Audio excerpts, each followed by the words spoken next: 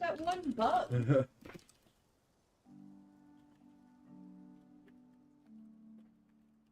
Who is a little cutest baby boy? Who's a little pain in my ass, baby boy?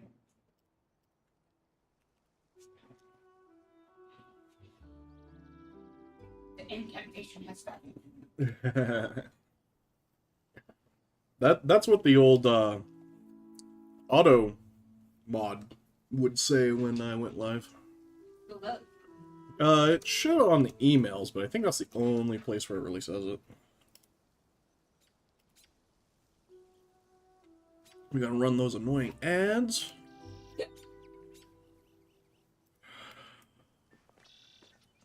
I'm gonna take a look at all my cute farm stuff.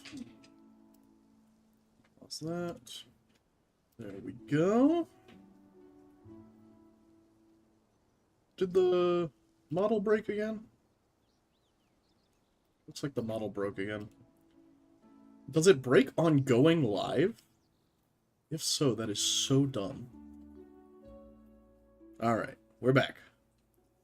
It's working again. That's so weird. Up to his knees, take him along. And where, and where, and where. Yet another thing that I have to fix. Alright, we're gonna move some of these around. Oh, pop these guys. In the corners.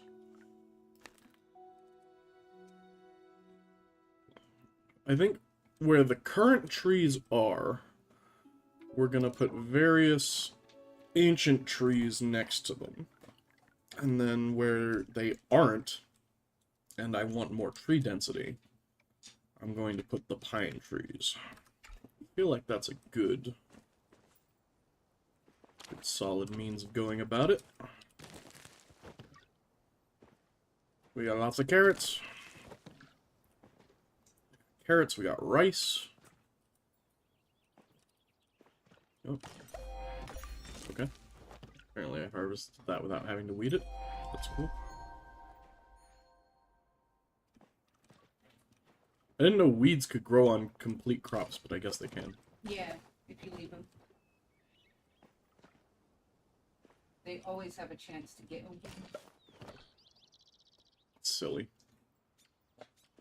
Alright, so we'll need our rice, our carrots, our corn, and something bigger. Maybe I'll do more beans. Beans.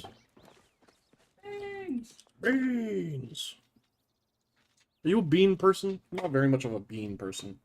I like the hunt baked beans. Sure. The quintessential British bean. On toast. No. Disgusting. That's the only bean I like. I like legumes better. Legumes. Yes, I do much. Oh no, I like soybeans. Soybeans? Like just soybeans or like... No, like the edamame. Okay, sure. Is edamame the same as every other soybean? No. I didn't think so. I thought it was like its own I just couldn't think of breed. edamame. Can I help you, sir? Maybe we'll do blueberries, actually. Let's just do the beans. Nope. Read Is he trying to help? You stay in the lap. You're going to zip box. Not the box, mother, no! It's not the box that I thought it made me. What's that from again? Venture Brothers? Oh, yeah. I was just watching a video where they were talking about like shit that you'd hear about. they were like, it was like sex positions that you'd hear about in Venture Brothers or something like that. Ah, so edamame are young soybeans harvested while still green before they harden. Got you.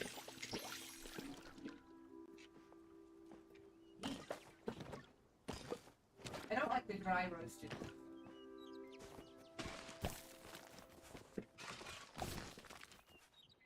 See, I find the taste of soy amenable. It's not my favorite by any means, but I will eat it without complaint. Okay,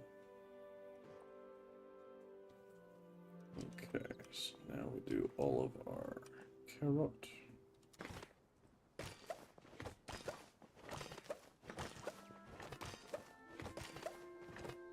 And I think we're going to replace all of the cabbage with rice.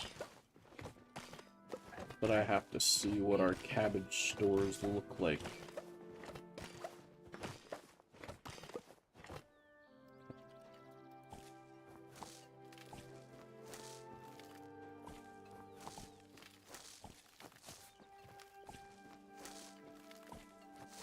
I don't know why, like, I know that I am talking to you here IRL, but, like, the fact that you sent a message in chat makes me want to reply to the message in chat. It's a Pavlovian response at this point. Hey, Pavlov! Yay, Pavlov. Nope. Not touching that one. What's up, Fowrin? Yes, it is helping. Yes, helping. See? It's hydration. Is rice also hydration? No, it's a boost. Right. Reply to this one. Ring. Ring, banana phone? I think he's talking about the one. I mean, we could go down that route too. We could talk Lord of the Rings. We want to talk Lord of the Rings for the next 8 years? Because it's probably how much I got in me. Firstly, did you guys know that... Oh, the bell from Pavlov. That makes far more sense. Aha!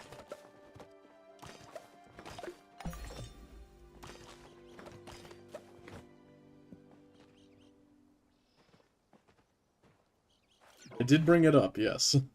I don't expect chat messages to be relevant to an unprompted conversation. Mostly, I just have unprompted conversations with myself and everyone ignores it. I think it's the socially normal thing to do.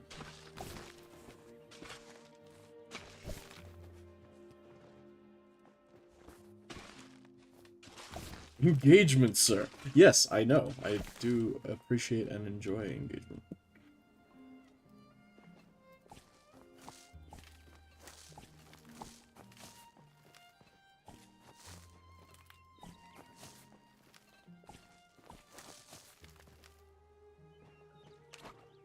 Alright. Good to go. We are alright to water.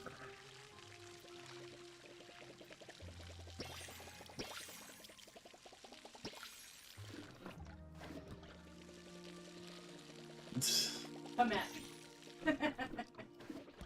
I mean, if people want to argue sci-fi fantasy versus... I hesitate to call it true fantasy, but yes, true fantasy. High fantasy? No, high fantasy implies... Well, I guess it is high fantasy because there is magic. And elves. Well, no, elves doesn't imply high fantasy. And dragons. Magic is the only thing that implies high fantasy as opposed to middle fantasy and lower fantasy. High fantasy is an entire magic system along with rules associated with it, and I believe middle fantasy is just the mention of and displaying of very basic magic, like things that are generally unexplainable. And then there's low fantasy, which is just a medieval setting. That's all that is. Alright, I believe we need Ancient Machine Piece 2, so I'll pull that out, but I don't believe I have anything else I need. Alright, carrots, peppers. Put this back, sell the flint. So who needs flint? Not Michigan. Wow. We're going there. All right.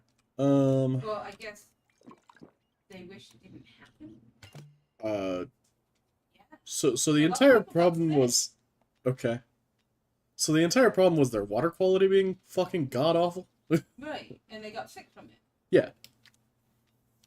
Yeah, so yes, the people of Flint, Michigan wish that it hadn't happened. I don't think they wish that their town never existed. Ha! There are many high fantasy series that do not involve magic.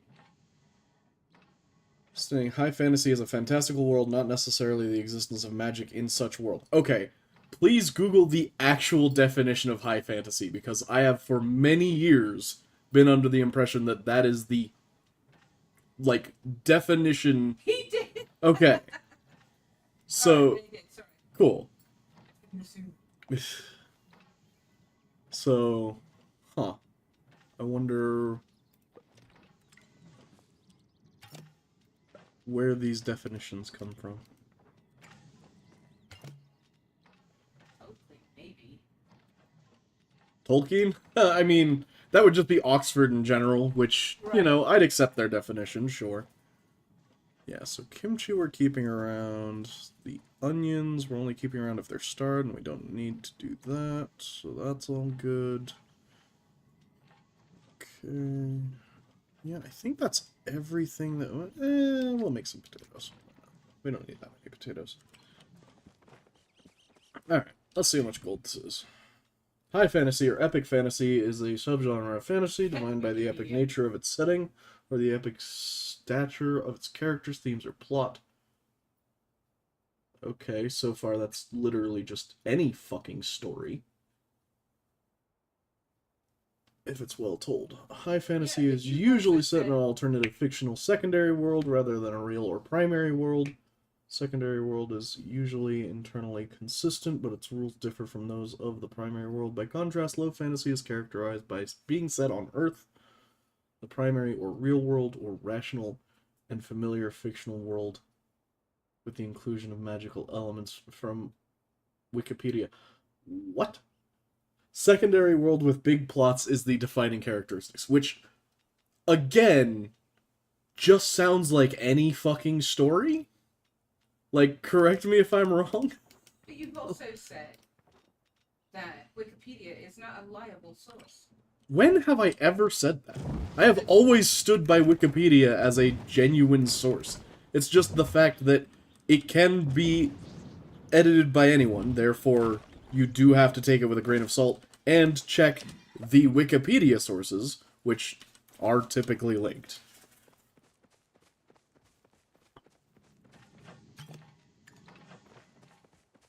What are coconuts used for? I have yet to find an actual use for fucking any of them. Processed into butter. You can't process it into butter. It's roasted. Roasted? Mm-hmm. Wait, at the campfire? Or the oven? Let me check. Well, definitely not the campfire. Yeah, tiny candy. Oh, the candied ones. They give you 200 credits. Oh, so they're like real low, middle. Mm-hmm. I hate that they give us so many low focus dishes. Like, I understand that it's necessary for people just starting the game being able to progress with everyone else and like new content, but like, give us more high-end stuff. There's so many people that are just done with standard progression now. Speaking of, I'm at 800 renown, huh? I should go, Go pray. boost, yep, go pray. Because in this world it gives you a tangible benefit to do that. So, I suppose my problem with that definition is that by the first definition, anything can be fantasy as long as it's a good fucking story. And by the secondary definition of fantasy, fucking Harry Potter is low fantasy? Fuck off! Like... Wait, who said that? So the secondary definition, which is the one that Falrin posted in chat, is the secondary, or actually no, it's the definition that they set, They said for low fantasy, which I have to scroll up to read it. 1 second.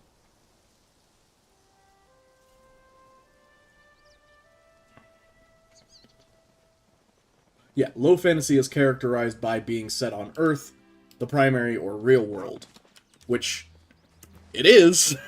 I mean, like, also, like, that puts it's too broad of a definition. It is too fucking broad of a definition because it puts Mad Max in the same world as fucking Harry Potter, which, yes, genre-wise they are different, I understand, but also Mad Max is not a... Mad Max is Okay. not what? It's not what is referred to commonly as fantasy, even though, yes, by the strictest definitions, it is fantasy. Well, It is a post-apocalyptic story. Yes. Mad Max is only fantasy in Australia.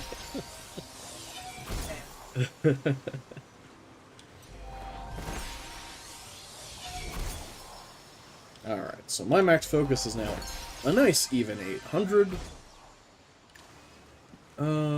Let's go to the Phoenix Shrine and see what our percentage... Is there a way to check your percentage without having to... Yeah, 85%. Okay, cool.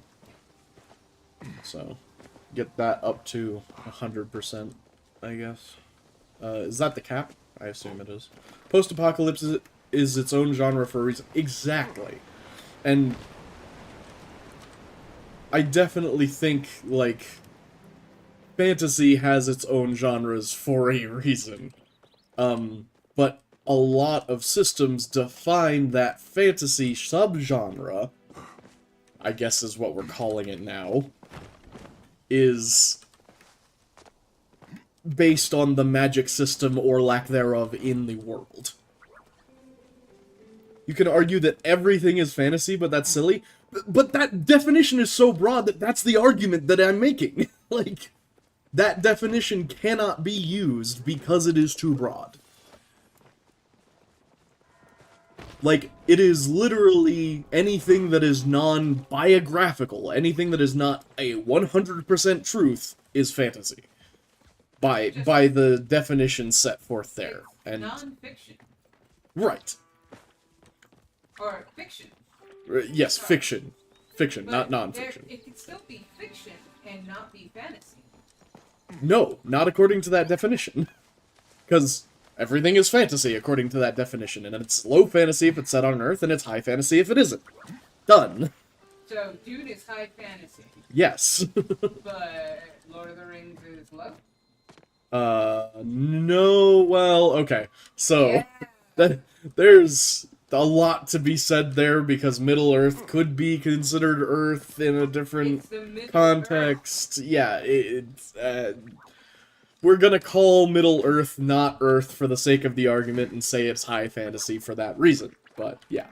It's an entirely alternate world, not just this, this is different. See, Fallon's got another good point. But the definition Or he's is not repeating magic. the point. There are many high fantasy series with no magic and different world and scope. See, but that's the thing, is, like, if the rules of your world are consistent with the fucking Middle Ages of Europe, or fucking the Middle Ages of anywhere on Earth, then I would argue that it's not fantasy. It's just... It's just an alternate universe? I guess what would I argue it is at that point? It's a low fantasy setting. I would argue that that is a low fantasy setting because there is no magic involved. There is nothing to make it high fantasy. There's nothing special.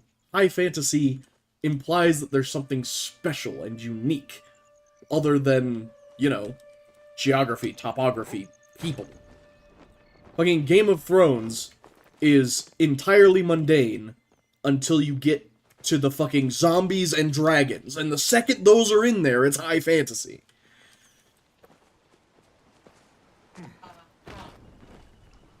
Because the rest of the Game of Thrones story is low fantasy political drama. That's what it is.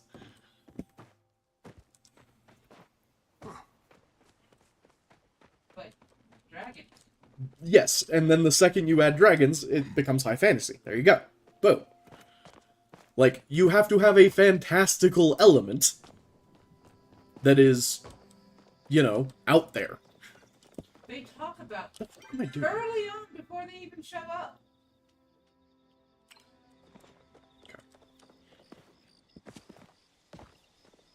Well, yeah, just because it's established early on. I'm saying that the world itself, not the story itself. Yes, the story itself almost immediately establishes there are zombies, therefore this is a fantasy world. That you need to do for narrative purposes. It's a low bar. Yes, but it is a bar. Unlike the fucking definition that is apparently just on Wikipedia. What's up, Esper? Everyone, take a sip. Yep. Get that hydration going. Hello. We are talking about, I suppose we're talking at this point about everyone's personal definitions of, what the line between, low fantasy, high fantasy, and not fantasy is. He's working on it, Asper. Yes, so we are still on the essence gathering. We're 200 essence away, so we're gonna do that, and then we're going to save our puppy friend from the goo over here. The goo. Because there is nuance to it, but the different world is the base, the key base. But, okay. Harry Potter. Is Harry Potter a fantasy story? Yes. Thank you. Yes, most people would say Harry Potter is a fantasy story. Where is Harry Potter set? Fucking Scotland. Yes, it's a hidden, mystical, magical part of Scotland, but it is set in Scotland. It is set on Earth. It is not a low fantasy setting. The entire fucking story is about magic. But it was filmed in Oxford. Oh, yes. England, in general. Sure, yes. You want to get broader, get broader. Yeah, we're gonna head over here. And that's the thing, is like, by that silly definition from Wikipedia, like, Harry Potter is a low fantasy story? Fuck off. Who says that? The definition of it, if it's set on Earth, it's gonna be low fantasy. It doesn't say that something on Earth is not fantasy, it argues against it being high fantasy. Yes, my thing is it is high fantasy. It is very high fantasy. You have trolls, you have dragons, you have alternate worlds on top of worlds. Like, it's very obviously a high fantasy fucking story. That's a stretch. That's a stretch for me. Oh my god. Okay, what is your definition of high fantasy versus low?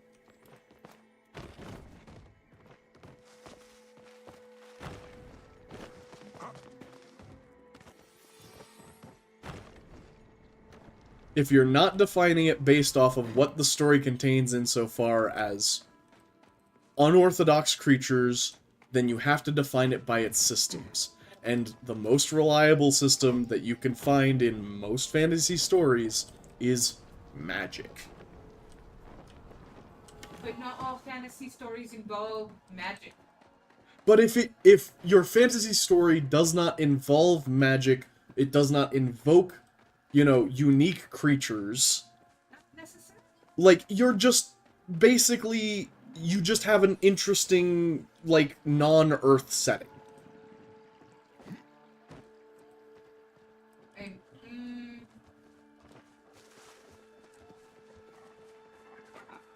Okay, Dune without spice. Yes, I agree. For fuck's sake, Scope, you need to read more. Oh.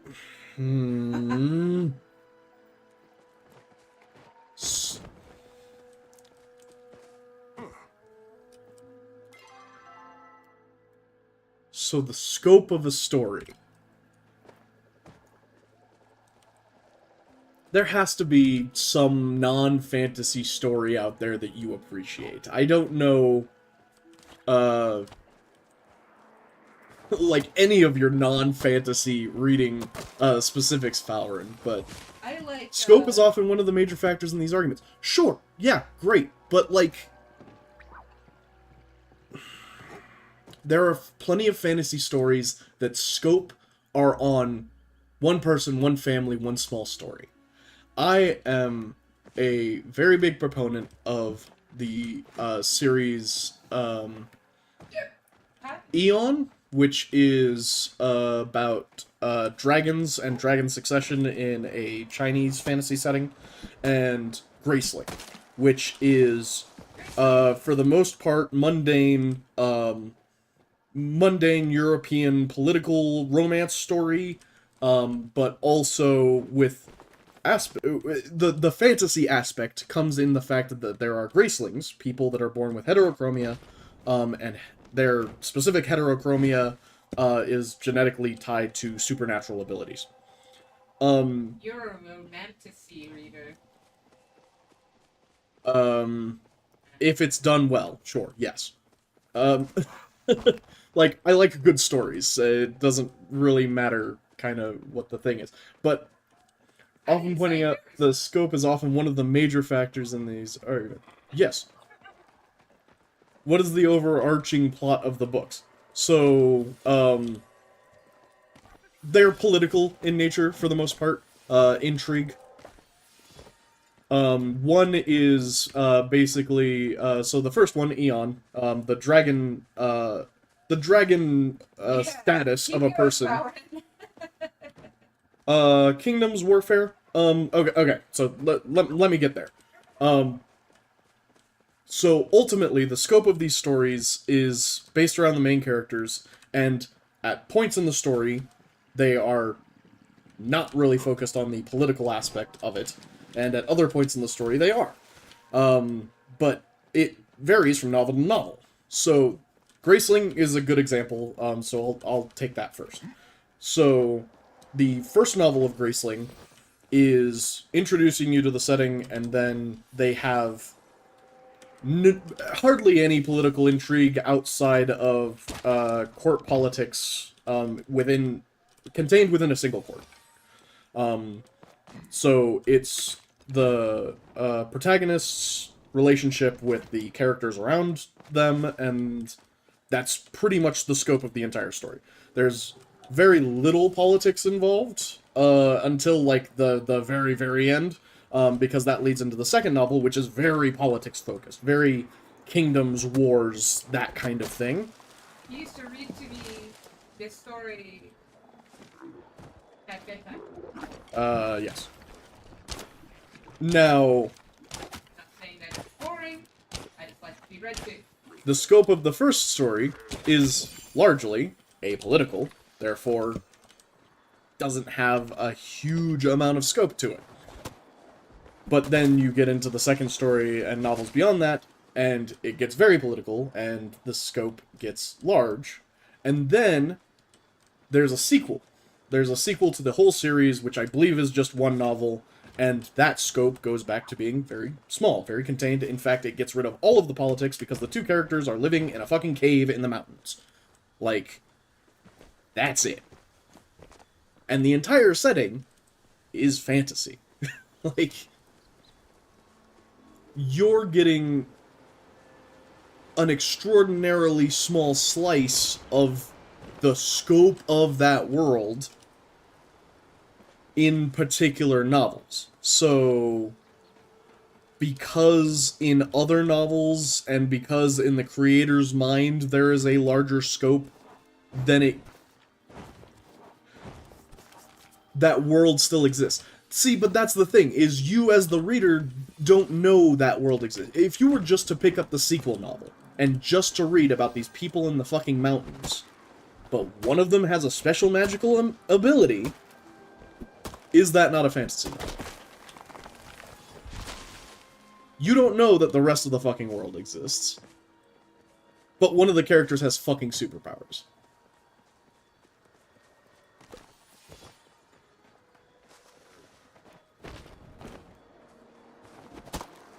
Yes, that factors in.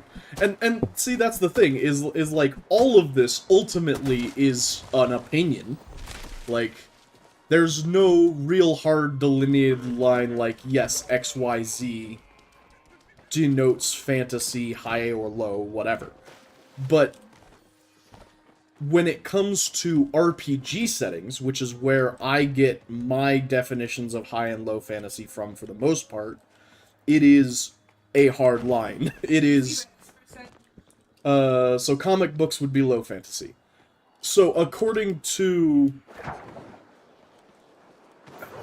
Okay, so I'll wrap back around to that. So in RPG systems, they denote high, middle, low fantasy from the amount of magic in the world, because that is a system that they can always point to and be like, this, like, denotes how much you're expected to basically make up for that portion of the world. But you cannot restrict high fantasy to magic, as that will miss the swath of high fantasy.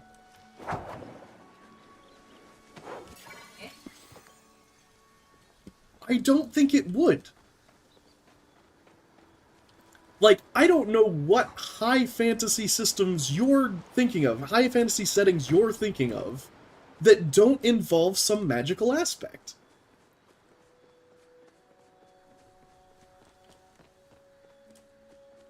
Okay, this is a fucking novel. Give me a second. Get him. You tell him what for, Paladin.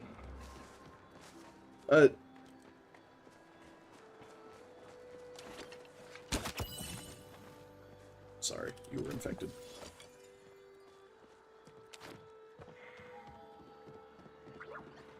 Every time you say that, I think of Genetic Opera. The song... Infected? Yeah.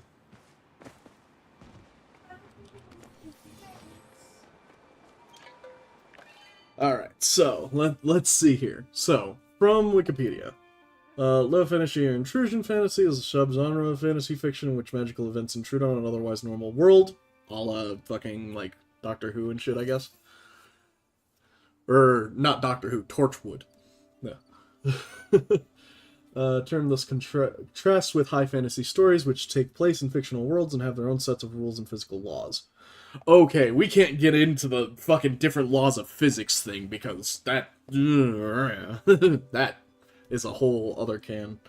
Intrusion fantasy places less emphasis on elements typically associated with fantasy and sets a narrative in realistic environments with elements of fantastical.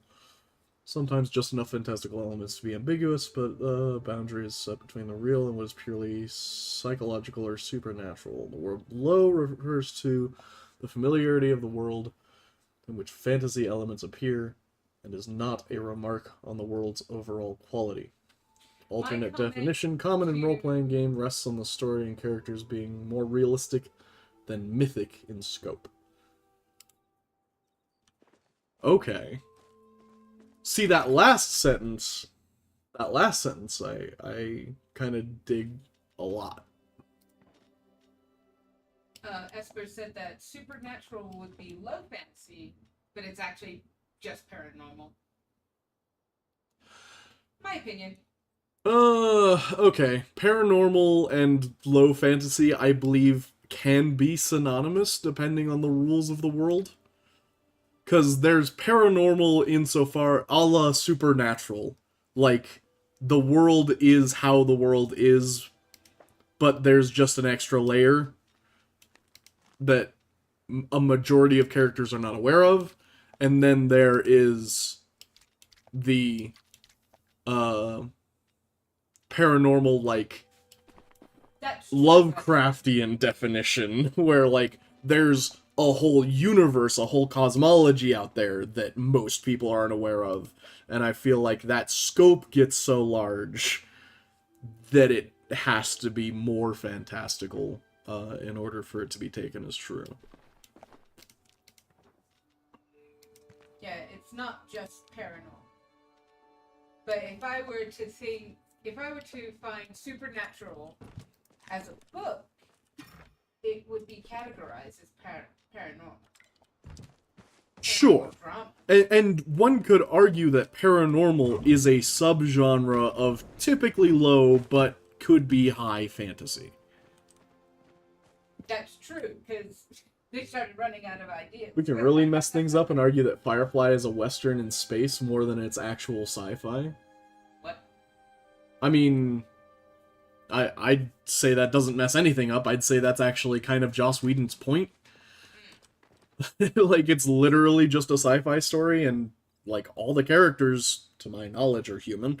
I don't know what fucked up shit happens with the Reavers, but there's no magic. They're humans, but they just went insane.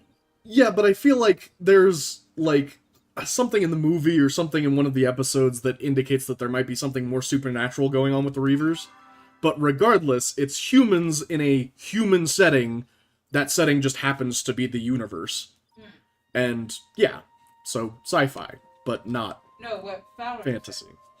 Part of the issue is some people call anything not real as fantasy, but that's also silly. Mind control and drugs equals Reavers. Oh, fun. Yeah, mind control. So it's psychologically, they're just fucked. That was Great. the movie definition. But, yeah, I think that might be where we're hitting kind of the point that might be frustrating you here. Is that the first definitions on Wikipedia of fantasy as a setting seem to lean more into that some people calling anything not real fantasy, which But it's fiction. we can all agree that that's just stupid. Yeah, that's why we have the term fiction. That's why, like, we just don't go there. Is because we as nerds distinguish fantasy from fiction. and non-fiction, of course, but, like, we can all agree that not all fiction is fantasy. And I think that that definition where things... It leans more into the fiction versus fantasy debate more than it does the scope of high fantasy versus low and middle fantasy. Yes, I agree. It does get interchanged with quite a few people, but that's not the delineation that I'm trying to draw here. I like to have a solid understanding or definition that I can agree with people on what differentiates low, middle, and high fantasy. Because psychological, paranormal, even mythological in the case of, like, the Percy Jackson series, where, you know, there's a magical myth. Totally low fantasy. Exactly. So those systems, I would say, are almost all low fantasy. Well, I mean, I would consider them all kind of low fantasy, because... What do you mean? So outside of the godly beings, there are no characters that can just, like, magic, for the most part. The Percy Jackson one gets a little wonky because there is Egyptian gods and they layer multiple pantheons on top of the universe after a while.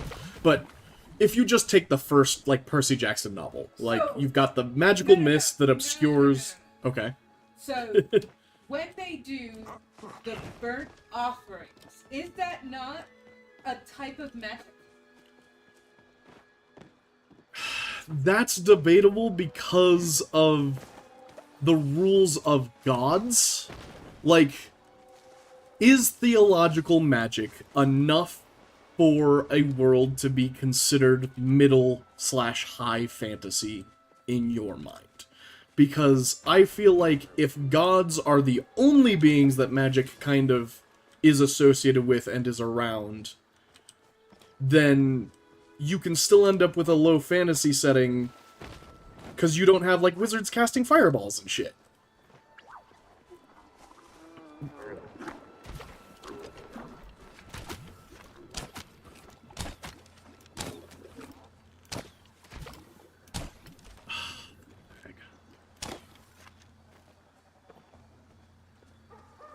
I lined up the perfect shot, and then he just jumped to the left. You're not even the corrupted one, right? Yeah.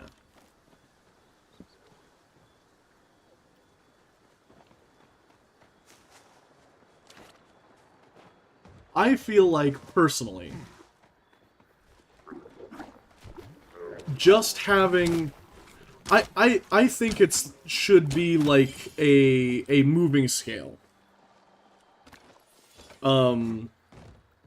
Actually, I don't think that's the word for it. What is the what's the scale that they use for mental illnesses? And like if you have like 3 out of 15 symptoms, you're like showing qualities for a disease, but then if you show like 5 or more, like you almost certainly have... It's not a scale. They're looking for a complete package. Like, you can exhibit XYZ, but only 2 of them actually go into the package that they're looking for. Maybe that's not what I'm going for then. Damn. Okay. So... Like a Richter scale, maybe? No, not like a Richter scale. So if you were to make a list of all fantasy tropes, let's just say there's 100 fantasy tropes. You know, and there are some that are like major tropes and some that are like minor tropes. Like, being in a different world entirely, like, is like a major fantasy trope. But you don't necessarily have to be in a different world to be considered fantasy, if you, like, check other major tropes. I don't think DSM-5 was what you were thinking of. Yeah, fair. But I think if you were to make a list of, like, 100 fantasy tropes / traits, you could determine if something is low, middle, or high fantasy based on, like, what number of those tropes they have, like, what number of those systems they utilize, and, like, how much, like, that has a bearing on its scope. Nah? Because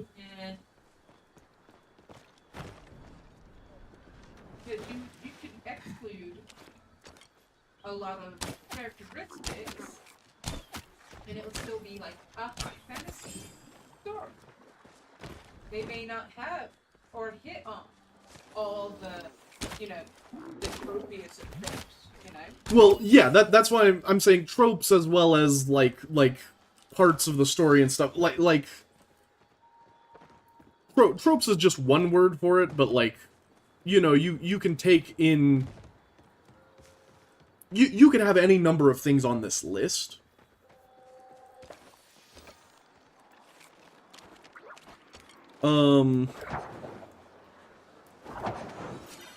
It wouldn't be considered beats. I mean, like, I think, like, story characteristics is, like, the best way of probably saying it. But, I mean, do you understand what I'm saying? Like, you could have a list of all of these, you know, things that define the fantasy genre, quote-unquote, and... You know, if something has, like, only 10 of those things and, like, only one of them's major or whatever, then you get, like, a low fantasy kind of on the scale. But then if you have, like, 25 things, but between, like, 20 and 30 things, then you're kind of on the middle fantasy. But, like, if you have, like, 3 major tropes, if you're like Dune, if you have, you know, aliens, and you have magic, and you have massive things happening on planets that are not Earth, then it's considered high fantasy kind of, like, off the jump. Like, you have 3 major things, insofar as fantasy tropes, like, already down. Like, you're a high fantasy story. Like, if you took those 3 things out of Dune, if you took out the aliens, the fact that they're not on Earth, and the spice, like, which could be argued as being magical or not, like, in later stories it's almost certainly magical, but in the first story, like, then yeah, I feel like you could There you are. kind of, jump up on the scale there. Ooh. Tell Hasi Or I'll end make up with like child a mistake. pretty standard, like, non-fantasy. Whether intentional or not, the bulk of fantasy novels fall in the middle range setting. The cause is pretty obvious if you think about it. Fantasy can't all be Tolkien or Martin or Jordan. There's so many different facets that make up a setting, and balance enough of them to make a whole setting feel incredibly difficult, and in some cases even impractical. Sure. Yeah, not everything, and that's what I'm saying. Like, a majority of things should fall in the middle category, I feel. Because, like, that's what the middle is for the bulk of things. Like, you put things on a bell curve because a majority of things fall in the middle, but you want to include your outliers. Sorry, pal. I would argue Martin shouldn't be there, but I mean, and that's what I'm saying. Like, Martin, at least in the Song of Ice and Fire, it's gonna be a middle fantasy story for the most part.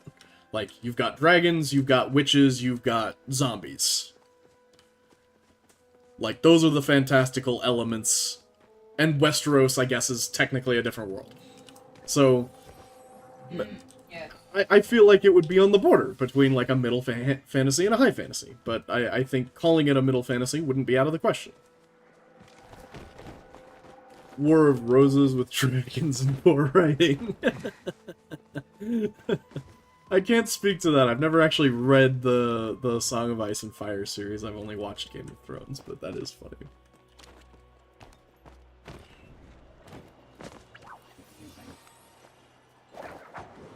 In some ways, this ability to pick and choose what information the reader receives, information not confined to the narrator's own knowledge, is why the third-person limited omniscient, so popular in fantasy in both cases, goes to being careful with what setting information the reader perceives.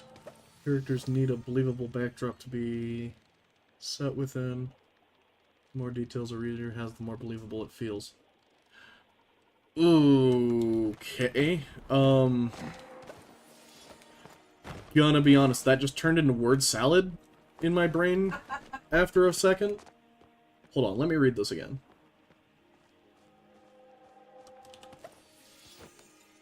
Yeah. But this is an article written by... I mean, that just seems like it's advocating for what it says there is the third-party limited omniscience, which is basically, the information that the reader's getting. Because we're getting way more information than the characters typically, but we typically don't have all the information about the world. Which, fair. That's pretty much every story ever. Wow. I just fucked that up. I don't even know where I am anymore. I don't even know where I'm Okay, am I done? Do we have the... Yeah! We have the stuff. Okay, cool. I've tried to start it multiple times. I can't do it. For the record, I was not intending the you need to read more as a slight, but expanding your reading horizon... No, yeah, I know. Like, I don't disagree with you. I need to read more. I would like to read more. And maybe it would give me a better grasp on this, but I feel like my desire to define this more comes from a storyteller's perspective and not necessarily a reader's perspective. Like, my desire to have hard definitions for low, middle, and high, and I recognize that not everyone needs that. Like, Yeah. no, like, hardly anyone cares. But my desire... My desire is so that I can have more information on whether or not I'd be interested in things, because I read almost purely fantasy. And my preferences for fantasy lean towards high fantasy. But I am not opposed to low fantasy settings. I just want to know what I'm getting into. And I feel like if there was a more rigid definition, or at least a structure on which to grade systems on whether they are low, middle, or high fantasy, Well, that's just like, is a better way to quantify if someone may or may not be interested in it. why a lot of it, I guess readers in our bracket, like the young adult fiction. Yeah, that's me. Right. Young adult fiction almost always is in a high fantasy system. Because high fantasy is fun. Well, that would include Percy Jackson. Again, it depends on where you draw the line. For the first novel, I definitely say that the first novel is more of a middle to low fantasy. As you get further on in the Percy Jackson series, like Battle of Labyrinth and stuff like that, it definitely even Sea of Monsters definitely leans more into the high fantasy. And then when you get to like the sequel series, like the Kane Chronicles, that is definitely high fantasy. You have one of the main characters throwing fireballs, like I mentioned earlier. But they are... Understand that, though, as someone that reads from a writer's perspective, I will push back against rigid definitions. I mean, everything gets as rigid and as loose as you want it to after a certain point of time. Well, no, it's my argument with the young adult. Most young adult is written in a condescending manner and angers me from the get-go. Yeah, Yes. I That too. They do that, and I hate it. yeah, I do think that a lot of young adult novelists need to consider the fact that just because their brains are still developing doesn't mean you have to talk to a young adult audience like they're fucking morons. Like, a lot of humans have difficulty apparently understanding that other humans are just as complex and intelligent as they are, which causes its own... Yeah, exactly. And that just causes its own slew of issues.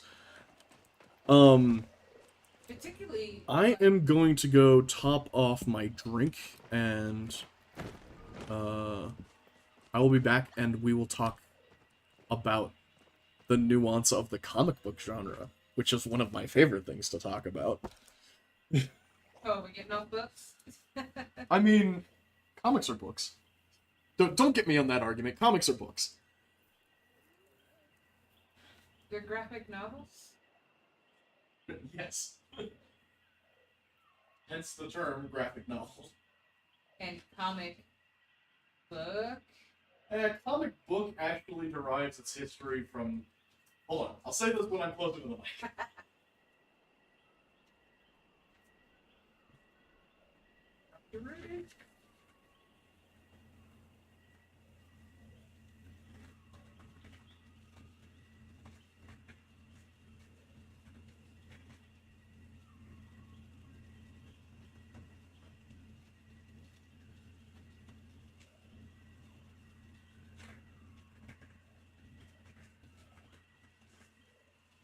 I can hear all of that.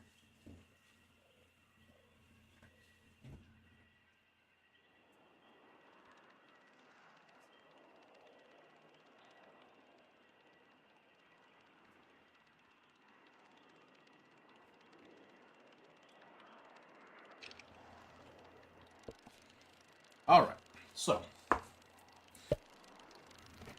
Comic book actually derives from basically just the fact that comics originated in newspapers, funny pages. Page 3 girl. Yeah, so the fact that you had stories being told in larger bodies of work, and they were typically only, a panel or up to 4, to kind of be entertaining to a group of people that, honestly, probably weren't normally picking up the papers anyways, but whatever. It was what they had for entertainment back then, so... They so had a stick in poop. So, the fact that comic books kind of held on to that title when they transitioned to their full own books and stuff like that, doesn't really concern me all that much. I feel like graphic novel is far better of a descriptor for what comic books actually are now. Especially considering, like, we publish them in volumes and things along those lines. Like, it's much closer to the traditional novel market than it is to, I guess, whatever you would consider not to be a novel. Alright, so we have the items for the cleansing for the pooch. Place the circles around the pooch and prepare the rest while I'm away. Cool. Make sure you head home early. Oh. You're at that part. Oh no, is this a bad part?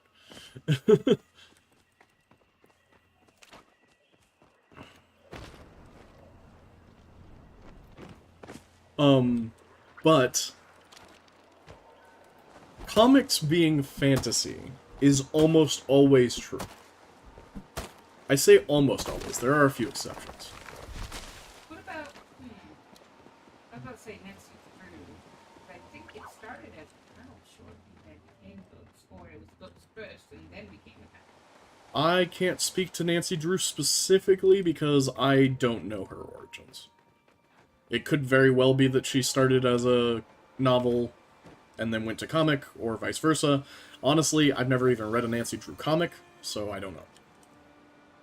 Personally, I Darling. favor Encyclopedia Brown. Now I'll use the existing essence to draw the curse into the mushrooms. Oh, awesome. Some scales from the ancient koi to reinforce the barrier. Cool.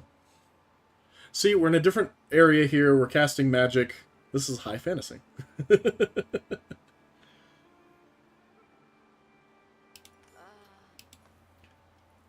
like the curse has been successfully transferred. Yes, let us investigate what's left behind. Also, do you want this? Yeah, I didn't think you... Oh. Alright, Back cool. to the toil and Free gold. trouble. Puppy! What should we name them, chat? Hold on. Hold off! Oh no! What happens to the poor puppy? Yes, okay. Back so soon. Alright. Wonder what caused this pup to go cursed. Suppose the only way to find out is repair it and check its memory logs. And that means we're gonna go to the gardener. Cool. Don't be a stranger. Alright. Why aren't we tracking this quest? I guess because I didn't want to just watch the numbers slowly tick up. Where is he again? He's in Bahari, yeah? Like right next to the entryway to this. So there's already a delineation in comic books between, like, what are considered fantasy comic books and then, like, superhero comic books and stuff like that. But I would say that superhero, traditional comic books, Marvel, DC stuff, that is all high fantasy. The reason it is high fantasy is because it has built its universe to include the scope of magic almost every time.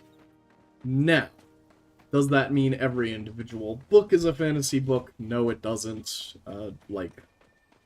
There's reasons that subgenres exist and certain characters are written certain ways, and it's the history of, like, the thing is you're talking about an entire subgenre of novels, basically, which encompasses all genres.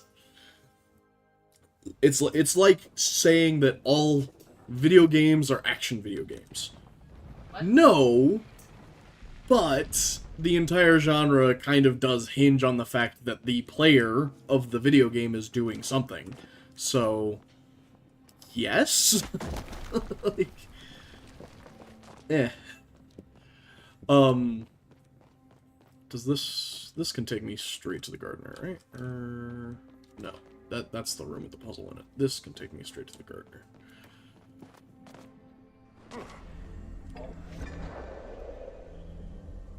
Take that. Yes. And then you take the one to go. To the gardener. Yeah, that. Sup, bro? This is the gardener, for people unfamiliar with the story portion of this game. Maybe you haven't gotten there yet. Basically, he's a giant robot. We helped him not be evil by showing him that trees are good. He's also a dick, and I love him. Yes, we're wasting his time. Chill, bro, it's Galder related. Your statement has piqued my interest. Exactly 1 minute to explain. Alright, cool. What you're describing is known as a companion type. The exact model remains unknown. They're known as Galder pups. It's a misnomer because they're not Galder, they're constructs with limited cognitive ability. While free will is a human concept, up to misinterpretation.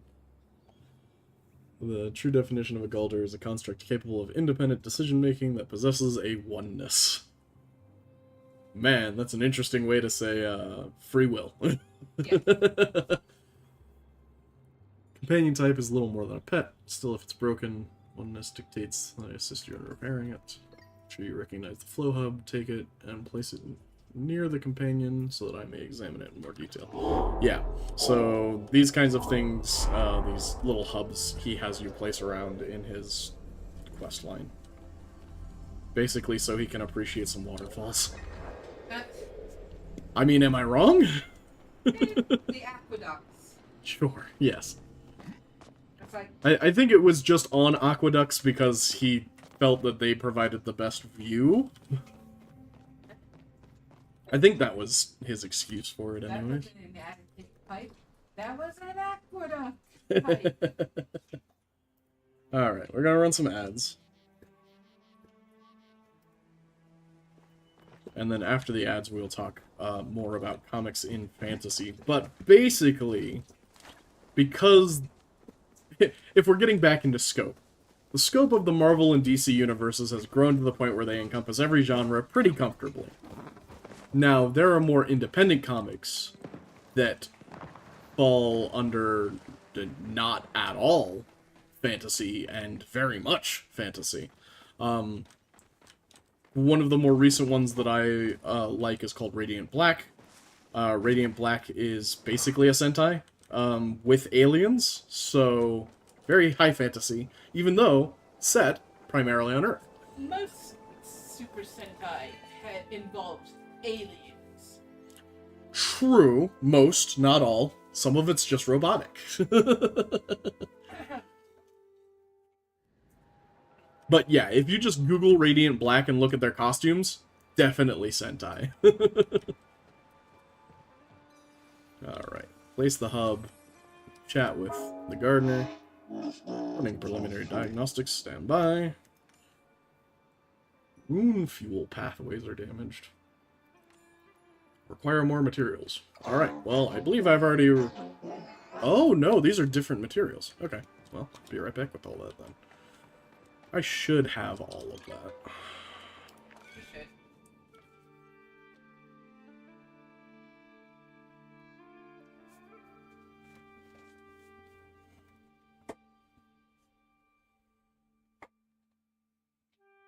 So if you were to just look at the scope of like a Batman comic, for instance, like a normal Detective Comics Batman comic, you pick up any one issue, chances are, more often than not, you're going to see something that is within a low fantasy or like middle fantasy scope. You're not going to see something in a high fantasy scope from like a Detective Comics Batman. Like OG Batman? Well, Detective Comics is expressly the run that follows Batman and the Bat family. It is considered the main continuity of Batman stories. So, what about Mixoplates? So that's why I said a majority. So sometimes, like, Batmite and stuff will show up in a Detective Comics. And, yeah, that's going to be considered more high fantasy because you're getting into the fifth dimension there and stuff like that. And I mean, that could even arguably be middle fantasy, because alternate reality doesn't necessarily dictate a non-Earth setting. Like, typically, the fifth dimensional beings will come to the main or main DC universe, so they'll be on Earth. But then you get into Action Comics, which is the main continuity for Superman and the Super Family. And right off the bat, I mean, they're aliens. So there's a box ticked for you there. Right off the bat. But yeah, you pick up any one, like, Detective Comics, and, like, assuming there's not, like, assassins from the League of Assassins, or people from the Court of Owls who are technically zombies, and assuming that he's dealing with one of his regular rogues, like Joker, or, like, Penguin, like, they're just dudes. Just a dude. Catwoman is just a dude. Bro. So, like, in those circumstances, like, any of those individual issues might not give you the impression that it's taking place in a high fantasy world, but DC Universe is definitely a high fantasy universe. So we need citrine.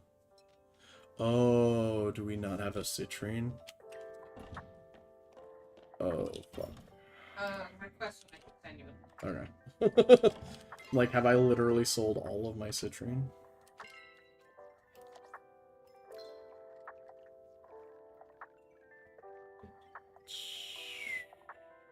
Materials? Yeah. Oh, damn. You don't have citrine either? Star citrine, and I can't. Yeah, of course. Okay, well, I put out the request. We'll see if it gets fulfilled. Otherwise, we got platinum. I guess I need to make another bar. And then we have pallium. Hey, happy 4th of July. Thanks for stopping by, Mama. Over on the YouTube side of things. And then Flowwood.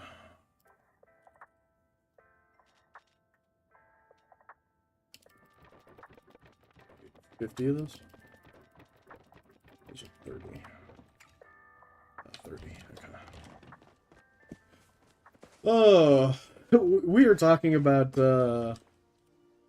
well, I suppose primarily narrative settings, and what constitutes high, middle, and low fantasy.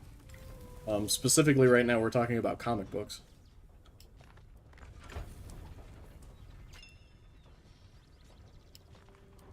So we'll let the platinum cook. That gives us about 12 minutes to go mine for some citrine. Dear, would you do me a favor and see what most commonly drops citrine? I believe it's just iron. And then it also gives time for that request to actually be fulfilled.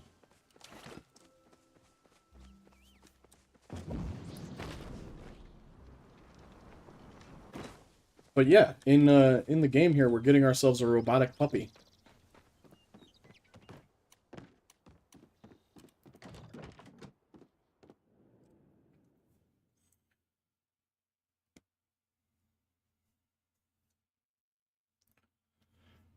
So insofar as the DC universe, you definitely have instances where, like, Batman and stuff can definitely fall into the low fantasy, middle fantasy, but then, like, a majority of comic books, or at least from the big two, from Marvel and DC, are going to fall into high fantasy.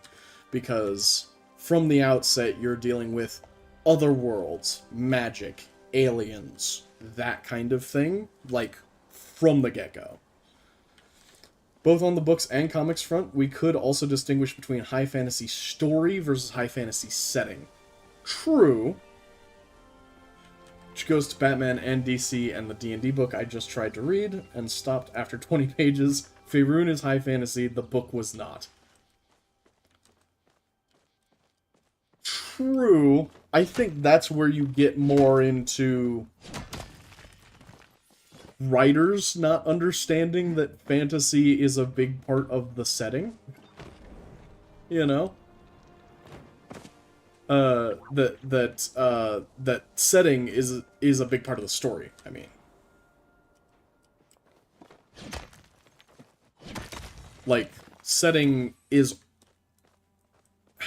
a lot of things, because setting is gonna include bits of your scope, and it is going to be, you know, a character. The world is a character, you know? And things are going, in good stories, to make an impact on that character. But then, like, there's bad stories, which are just like, yeah, we're in New York, don't worry about it. And then, like, nothing New York-y happens. But, like, if you're reading a novel set in New York, and it's written by a New Yorker, and they set it in New York, typically there's some real New York in it, you know? The existence of an orc does not make a story high fantasy. True. And that's where I think you get to the kind of, like, the sliding scale bit that I was talking about earlier, where, like, you know, one or two things is not enough to make... I got a frickin' aquamarine, which is rarer than a citrine. Ugh. Okay, hold on. I'm gonna look up... Palia, citrine... Just want to make sure that we're mining the right thing. Clay and stone in Kilima. Okay. So, we weren't mining the right thing. That's good. Good that I looked that up. Alright, so we need to go to the other place then.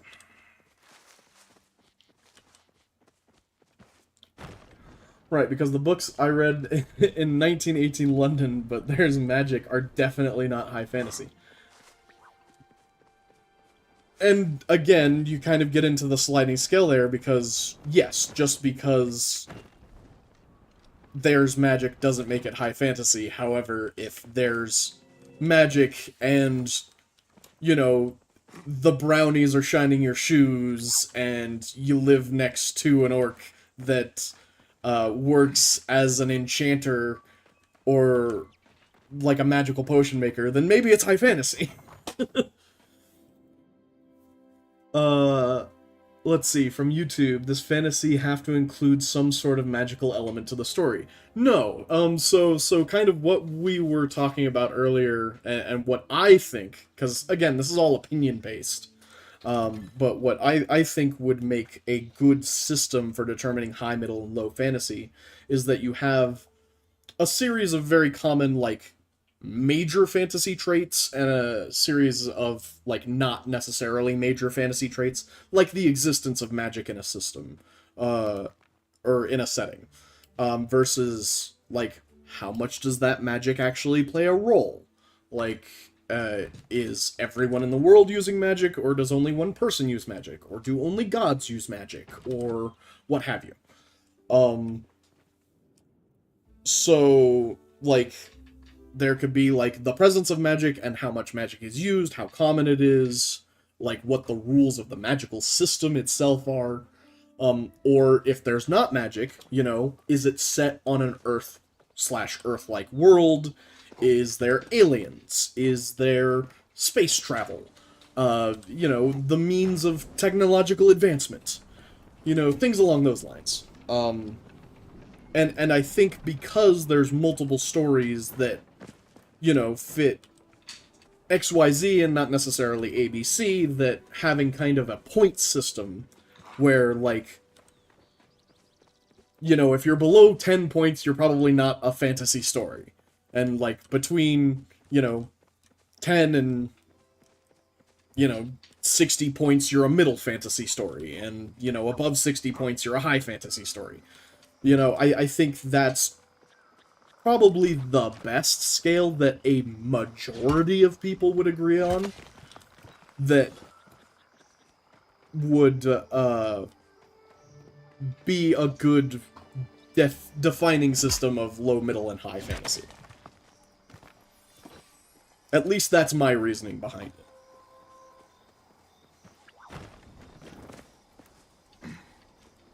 And that being said, most comic stories, while an individual issue probably doesn't cover enough to be considered high fantasy, typically in a cosmology, in a string of books, even kind of just a volume of books, you typically have enough in your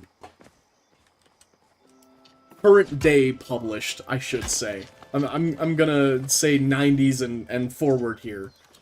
There's typically enough to make it a high fantasy, if not a middle fantasy. Is Star Wars sci-fi or fantasy? Star Wars is a sci-fi fantasy.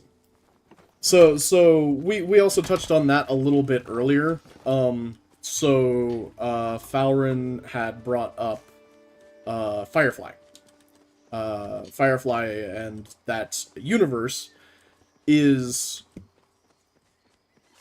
fantasy, but it's probably low fantasy, and it's definitely sci-fi. I think a big thing for a sci-fi setting is a majority of the setting is space. Like, for the most part, you're either on a different planet, like, than Earth, or, like, you're in space between planets, is a big chunk of sci-fi.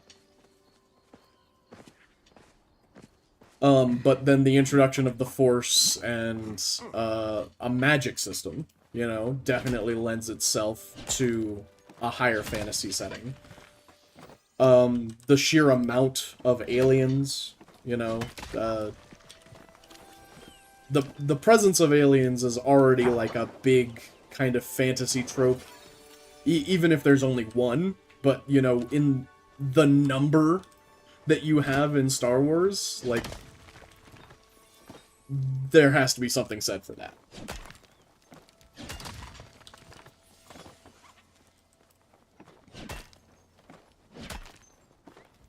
Like, I think if this was, like, our point-based system, like I'm talking about, like I've been kind of building slowly in my head, like, a minor fantasy, tick box is, like, you have one alien. Cool. And then it's like you have between 1 and, like, 5 aliens. That's another, like, minor tick box. And then a major one is, like, aliens are, like, either your antagonist, protagonist, or, like, a not insignificant portion of your population. Like, that's, like, a major, like, okay, you're really getting into fantasy there. But if that's the only fantastical thing about it, is, like, your setting is Earth with aliens, like, maybe it's still kind of a low fantasy story. It just kind of depends on the story being told. Because no doubt, like, in that universe, there are probably more fantastical things going on. But, like, if Falren said, if your neighbors just glip-glorp with a Galushan, you know, cool. That's weird, but are there any more fantastical elements to your story? If my neighbor is just an orc, it's not a fantasy setting. My neighbor just happens to be an orc. That's a fantastical creature. Sure. And that is a point, perhaps a major point, towards considering it a fantasy story. But if that's the only fantastical thing about your story, it's not a fantasy.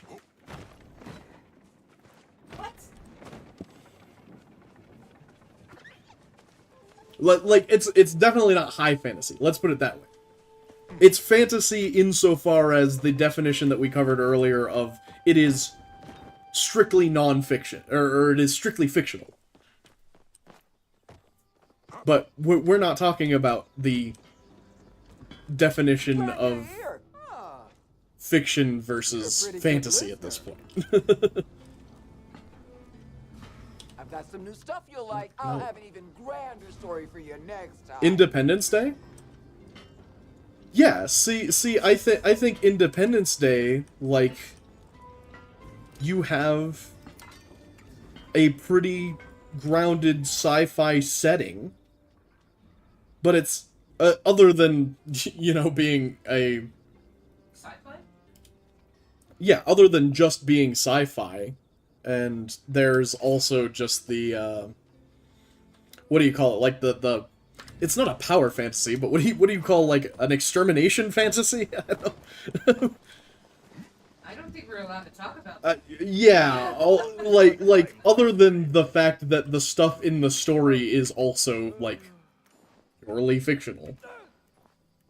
Are you sure there's Like, I would consider it, like, low fantasy at most, probably. It's set on Earth, you know, the characters are humans. Like, they're just dealing with an alien threat. Which, to be fair, most stories are humans dealing with an alien threat. It's just, this one's actual aliens. Huh? that. Would be still sci-fi. It would still be sci-fi, yeah. Yeah, so we're not talking about, like, the bar to be considered sci-fi here. But like a sci-fi fantasy, is that even a? Yes. Just call it sci-fi. Leave my fantasy out of it.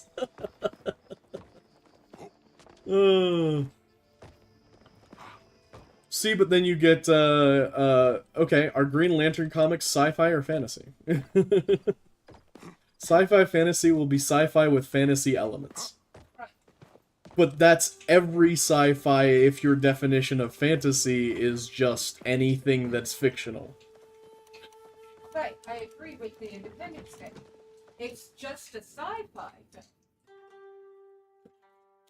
There's nothing fantasy in ID4. Which is no... yeah. I mean... the existence of aliens would be enough for some people. Well, I think there is an existence of aliens, yeah? Well, that's... So, when it comes to the Fermi Paradox, we are firmly in the one category. So for those that don't know, the Fermi Paradox is...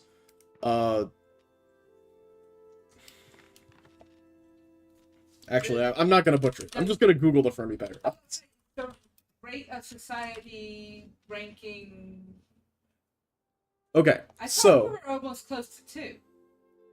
Fermi Paradox is the dependency between the lack of conclusive evidence of advanced extraterrestrial life and the apparently high likelihood of its existence.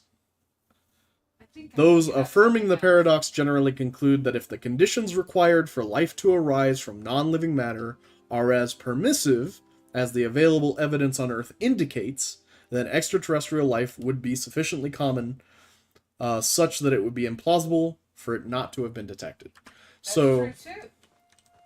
so, Star Trek. okay, I'll get to Star Trek in a fucking second.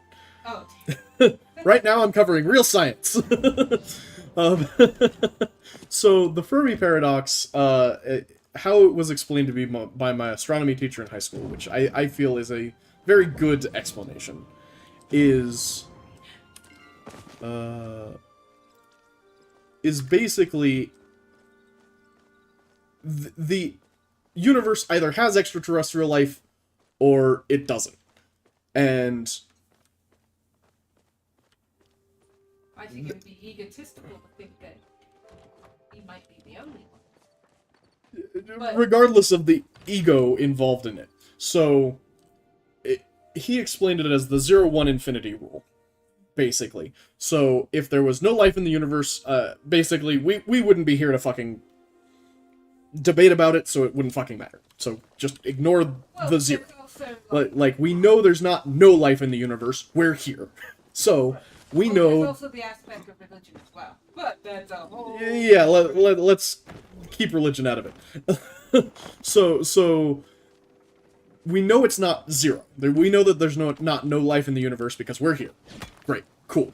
So that means there's either one civilization of advanced life, which is just us, or there is infinite, because the vastness of the galaxy dictates that there is an infinite chance for life to have occurred pretty much anywhere in the galaxy. We know it has occurred at least once, therefore there is a slim chance of it, and even a slim chance in the vastness of the universe means that it would happen if the universe were to go on infinitely an infinite amount of times, we know that that's not going to practically be the case. There is going to be an ultimate number to it, but it is not necessarily infinite. But if there is a second species, if we discover alien life, extraterrestrial life is real, regardless of the form that it is in, if we know that the universe can create the conditions for life on repeat, then we know that there is a potential for infinite alien kind of civilizations. Alright, so that's the Star Trek. So that's the Fermi paradox, basically. So if there is one alien, there's lots of aliens. That's basically what it wraps around to. So, even Star Trek had humans reach interstellar travel before they showed up. Aliens are too smart to come to this hell at the moment.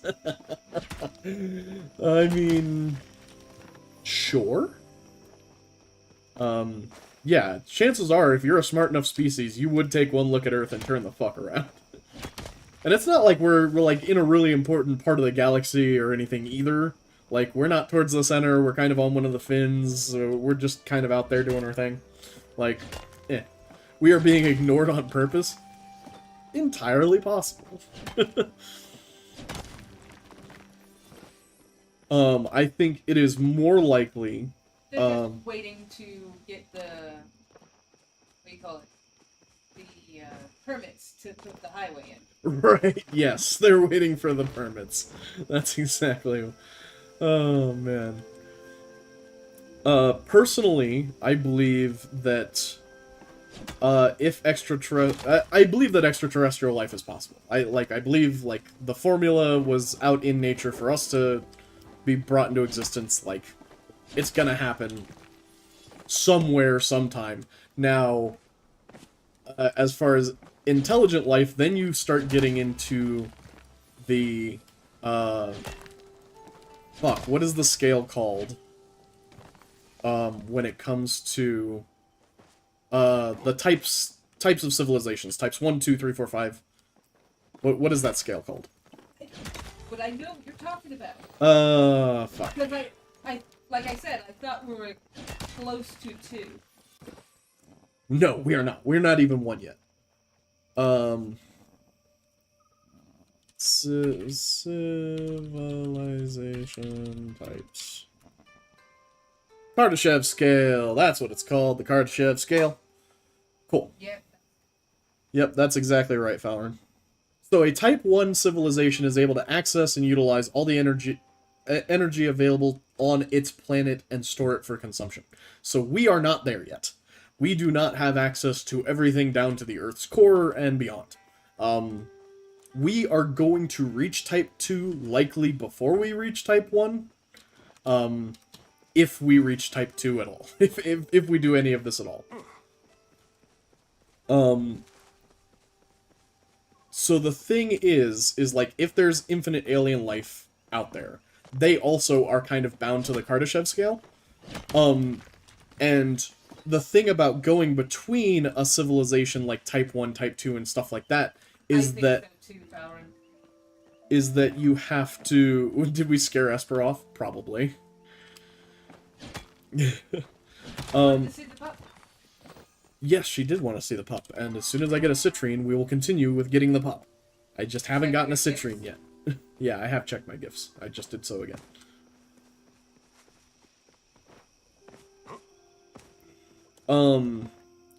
So the thing is to get from Type 1 to Type 2, Type 2 to Type 3, and there's also another thing for this, it's like the evolutionary barriers or something like that.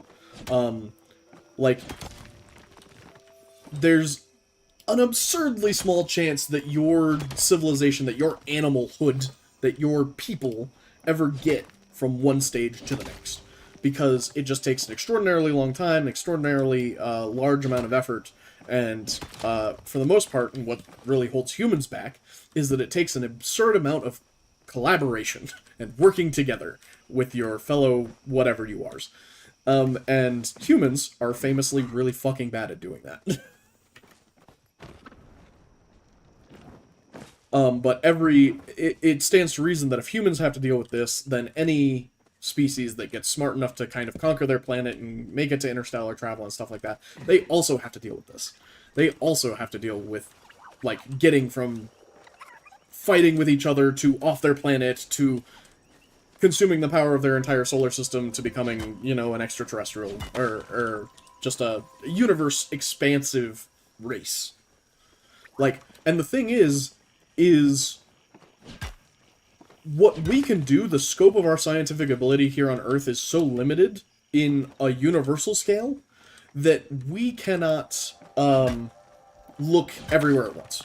So us saying with any kind of confidence, no, there is not extraterrestrial life out there because we don't see it, is a little naive because we have only, you know, they're standing right behind us. no, not because they're right here.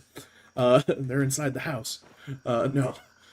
It's because we can only analyze so much data so quickly, and we have not even come close to doing the spectroscopic analyses of exoplanets and stars that we need to have done to confidently say, no, there's nothing out there.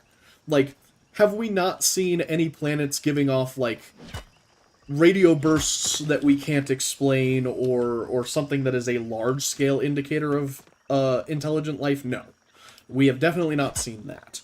But that doesn't mean that exactly on the other side of the galaxy, somewhere that we never fucking look, like, isn't a galactic empire that's, like, conquered dozens of worlds. Like, we just can't confidently say that. You can drop the little, it's very naive. We're still finding unknown species on Earth. Yeah. And that's the thing. Did you just find one, like, yesterday? Yeah, I mean, like, yeah, that's the thing. Is, like, we're not a Type 1 civilization because we're still finding new shit here on Earth. You know? Like, this thing is supposed to be sick. I guess not. yeah, like, we can't, like, with any reliability image, like, our mountains and shit. Like, Right.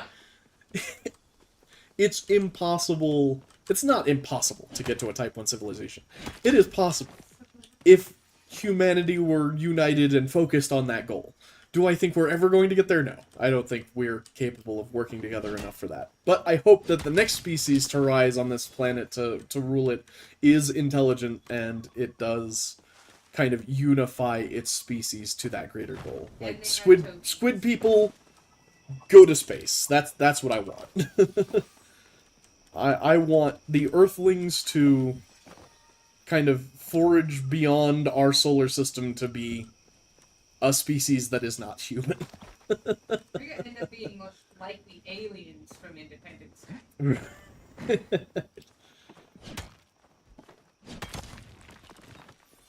That's what happens if we go to space. Yeah, Enar's just like, alright, I'm out. I'm done fishing. I've never seen him walking to his cave, I don't think. We're gonna go think about it. Oh, yeah. You're just in Enar's dreams? Yes. Did I ever show you the hoodie that In-game? Yeah. Okay, yeah, I'm like, I think I've seen every hoodie that you have. But no, I have not seen your in-game hoodie. Ah. Is that what you get for romancing Enar? Yeah. I got this one. Yeah. I got a music box. And it was a very... Stargate SG-1. So everything in Stargate, I believe, is rationale the way as technological advancement, so I do think it's hard sci-fi. Like, just the fact that everyone's an alien is not enough to make it fantasy. We need a Captain Jack O'Neill to come and save our planet. Again. Yeah. I need to rewatch that series. We watched the movie sometime in the last couple of years. But we Yeah, we haven't watched the series. We should do that. I have. Oh no, I think I already have Atlantis with Momoa. Yes. Oh man, I keep forgetting that he's in that. Man, why do I love? Yes, I got the citrine. We're good. Oh, excellent.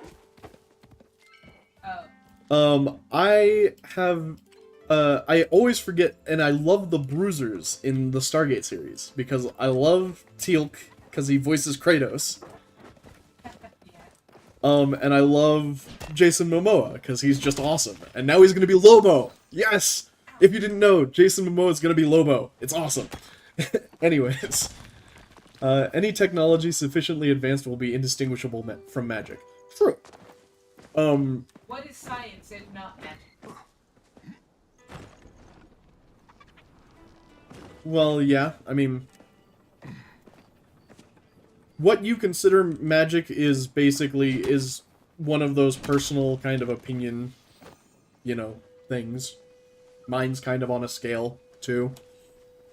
Because, strictly speaking, in Stargate, the Stargates themselves are fucking magic. Like, yes, they argue away that it's science, but... But it's a pseudoscience. Well, not necessarily, because we're doing wireless energy transmission, which means that wireless material transmission could also be possible. But then there's the leap from actually teleporting matter to being able to teleport organic matter, and then to being able to teleport consciousness, whatever that's tied to. So, there's a lot of steps in between the science that we have and teleportation. Unlike something as simple as Fireball, in which, like, any grounded, normal, human fucking character can make a fireball with enough knowledge of chemistry. Or just bad luck. Mostly bad luck. Right. What was the last time someone, combusted? Like in real life? Because there's Yeah. multiple people that lit themselves on fire in protest. No. It's the instant combustion. Oh, Spontaneous spontaneous combustion. I don't think spontaneous combustion is real. Yes, because spontaneous combustion, by the definition that most people think of it, is not spontaneous combustion. Spontaneous combustion just means it lights really fast, which the human mind can't really perceive the timescale at which explosions happen or fire is lit, so in that circumstance, every fucking one of them is instant, spontaneous combustion. But if you actually,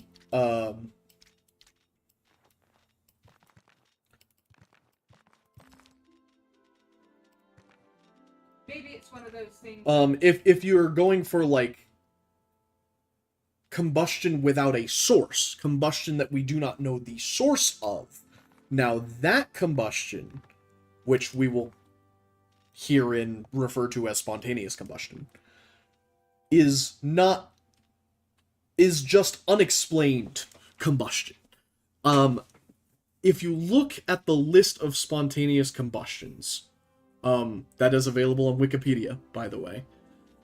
If you look at the list of spontaneous combustions, you'll note that a lot of them are from the pre-internet, pre-information age era.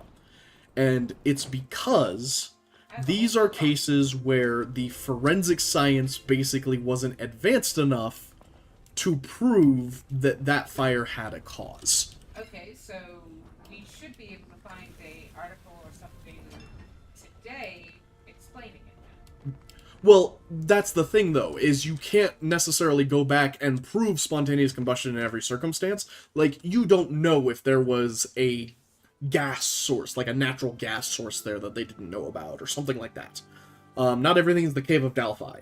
Like, in the Cave of Delphi, if you don't know, the oracles of Delphi, soothsayers, predictionists of Apollo, basically the fortune tellers of the ancient Greek world, they, primarily, like, the biggest sight of these people were sitting in the Cave of Delphi, which we figured out does have natural gas running through it, and probably just drove these women crazy. Like, we know that now. But That's only because there was still gas in the cave.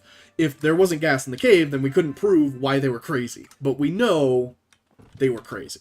Like, so it's kind of one of those things where, like, it's almost impossible to disprove, but we know that they're probably false. Like, that just being spontaneous combustions in general. Pretty much every spontaneous combustion very likely has a scientific explanation. We're not always going to be able to prove that, but in the modern day we can. So there's very, very, very, very, very rare instances of modern spontaneous combustion, because if something is ignited, we have people dedicated forensically to just prove that it was gas or arson or a beam from the sun, you know?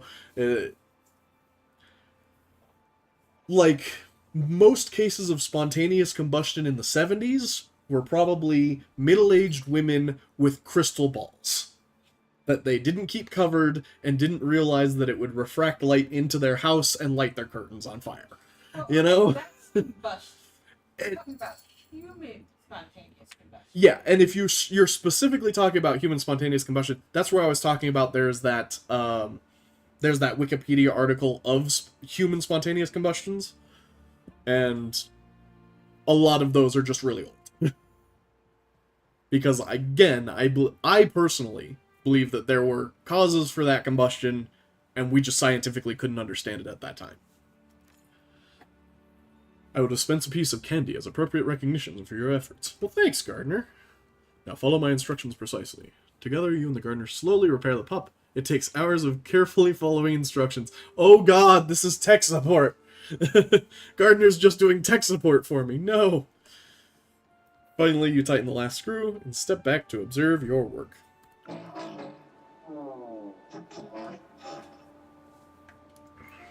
I'm also going to eat that candy. Now.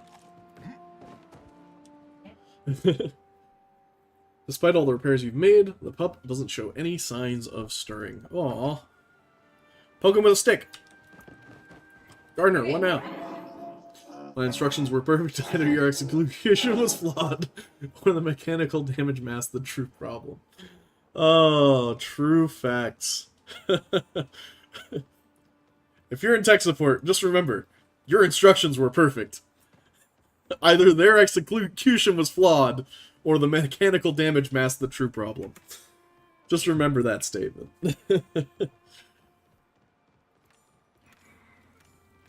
Alright, retrieve my hub and return it to the garden. What about the diagnostics? We will require supplies that cannot be found in these woods. Unfortunate. Oh, and then he just disappeared. Alright. Come here, puppy. Quite literally just... Oh, I guess I have it. Turn to the hub for the gardener. Let's turn in this artifact while we're over here. Oh, what artifacts do you need? Very few now. I just finished the ancient machine, so that's nice. I need necklace 1 and the Umbran pot. Oh, I don't have the pot. And the mermaid and the horn 1. Horn 1. Yeah.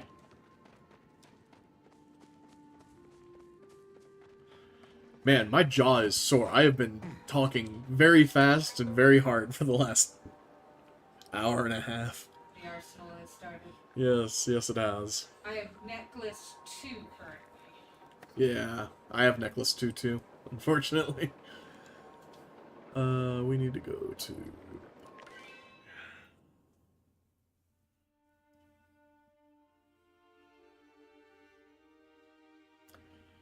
Alright, let's run more ads, and then you guys can ask me more questions that get me on hour-and-a-half long tangents. I don't even know how we got on that whole fantasy topic, by the way. That memory has left my database.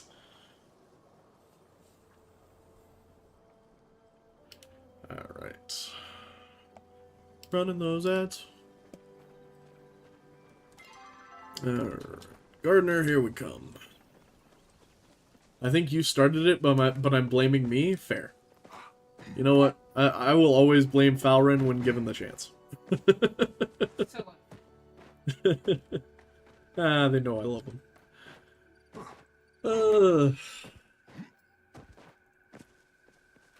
Maybe we'll have a mom topic. Mom, if you're still around, what do you want to talk about? What do you want to chit-chat about?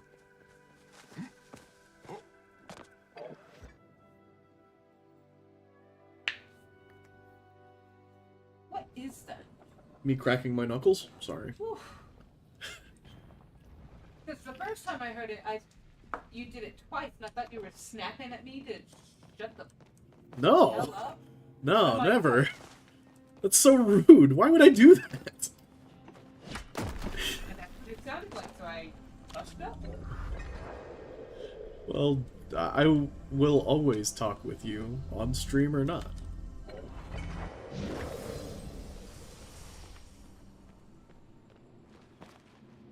What's up, buddy? You wanted to see my puppy in person? You may now leave. You saw something in the diagnostic. I suggest you forget the diagnostics and leave it to its fate. God damn! What'd you see? Laying out the clear and present danger of a situation has never stopped a human from making a foolish mistake. Correct. Be illogical to suspect that this time would be any different. However, I suspect you will not even stop even if I continue to withhold information. That was not a Galder pup. It may have inhabited the form of one. That is where the similarities cease. Yo, is this thing a changeling? Is this like a cursed creature? I'm down. Cursed energy you and the alchemist cleansed from it was not external. That was the creature's true form. Yo, seriously, we caught a mimic. Definitely not a mimic. All your ritual did was force it to condense. Likely took whatever form it saw reflected within you. Ooh, okay. And if I desire to continue to do so, my rune working would prohibit me from doing so. Wow, damn. Well, back to Mamala. Mamala mama.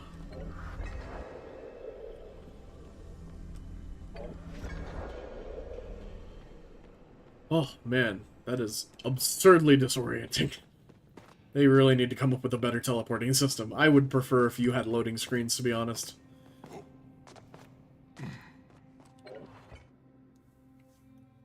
Man, that really messed me up.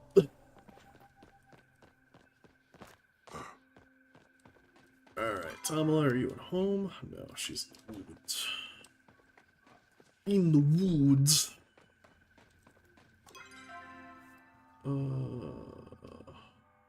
Yes, that way.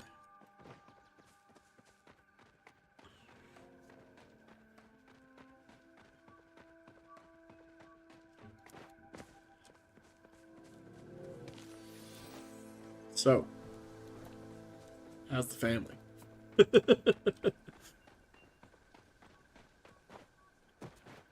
Banded Muujin! Run into the trees, I say. Run.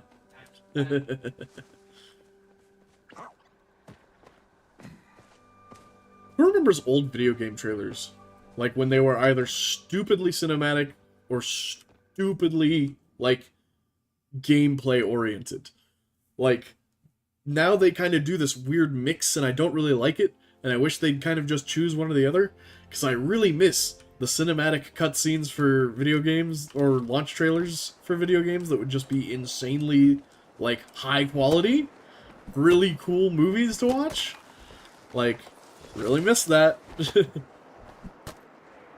Really wish it wouldn't just be 6, like, zoom-in shots of the main character's face while it cuts between, like, bits of your fucking action RPG. Like, just let me be the character when I play the game. Use the game to show me a really cool cutscene. That's all I need to buy it. Trust me. You know, the only one I can remember is Final Fantasy. Really? Yeah. I mean, maybe it's because I was a guy, like, maybe that was a Nielsen's rating thing and video games were mostly advertised in homes to little boys? Well, I did ask for it for Christmas and Andre ended up getting it. Wow, fuck your parents for that. That's honestly, that's so shitty. Was excited to see WoW when it came out? Yeah. Like, I was still hooked on City of Heroes at that point. I did not want to give that up. City of Heroes. Yeah, I mean, City of Heroes is good. They had some cool trailers, and they were pretty much just gameplay trailers. I remember. Oh, I don't need you. I need the... I need the elf woman. Hellions are just elves, right? We could just call them elves. Haley. Yeah. Hallian, Paleon, paleontological. They ran into issues where the cinematic looks great, but the gameplay was garbage, and I tried to pass off the cinematic as gameplay, and it went downhill. True. I do think, depending on the game you are, depends on what kind of trailer you should go for. Because good companies knew exactly that, like, if you're having a really boring, like, button-pressing experience, like, maybe you should focus on the cinematics and the story. Like, because Warcraft was an RTS. Warcraft was not at all like the trailers that it had. But Blizzard leaned into that and just stuck with it, and it kind of worked out. Whereas, like, I think if you're like an action game, if you're a generic, bland action game, unless your action looks really fucking cool, you can just show me a trailer from the game. Like, that's fine. But if your gameplay is boring as shit, like, maybe let people know that on the tin.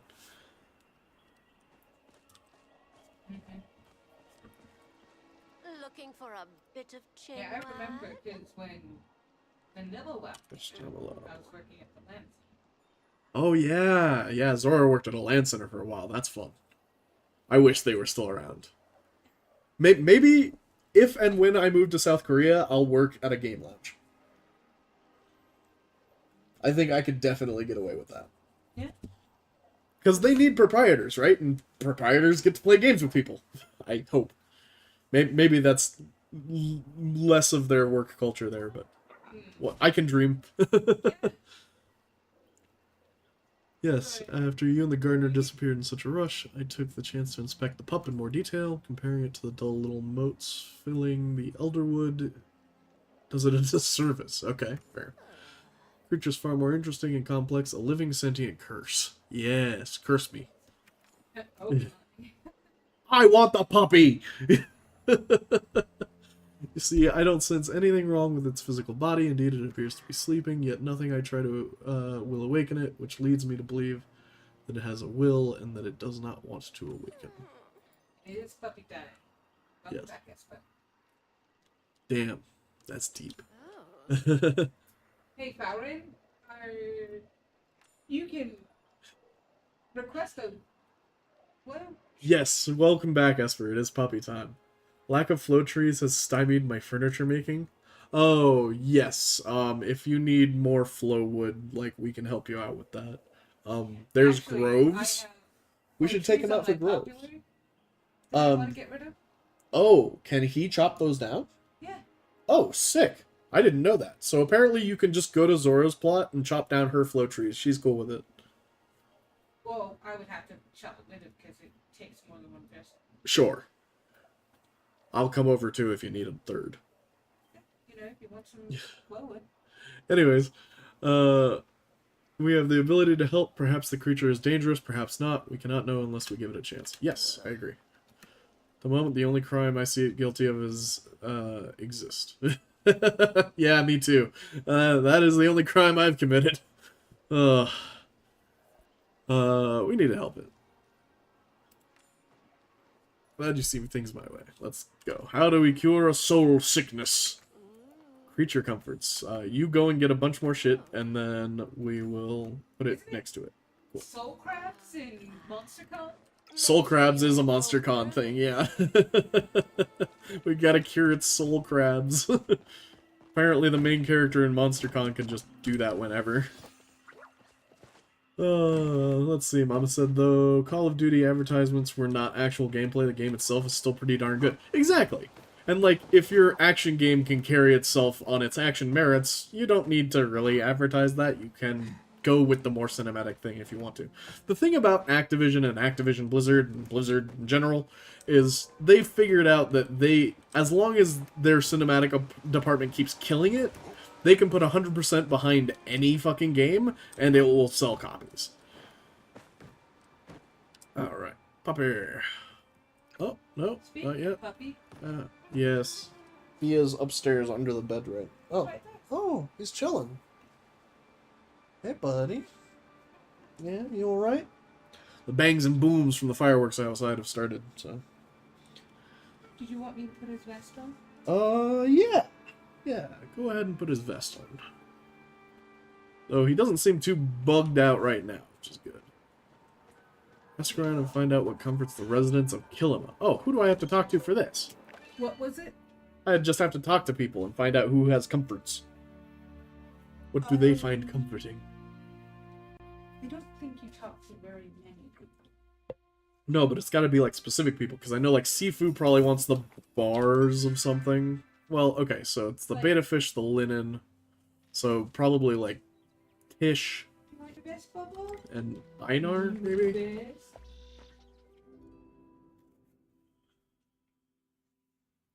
They should be flagged if the quest is graceful and works. I find that quest marking in this game is real hit or miss. Damn it. Okay. Yes, they're marked. Good. Perfect. Is So this... Gel, Badaru, and Einar. Okay, cool. That was close enough. Does it go on this way? Um, Or...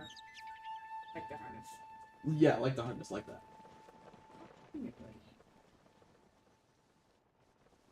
I think you actually kind of have it inside out there, but I don't think it actually matters. No. I think it does go up.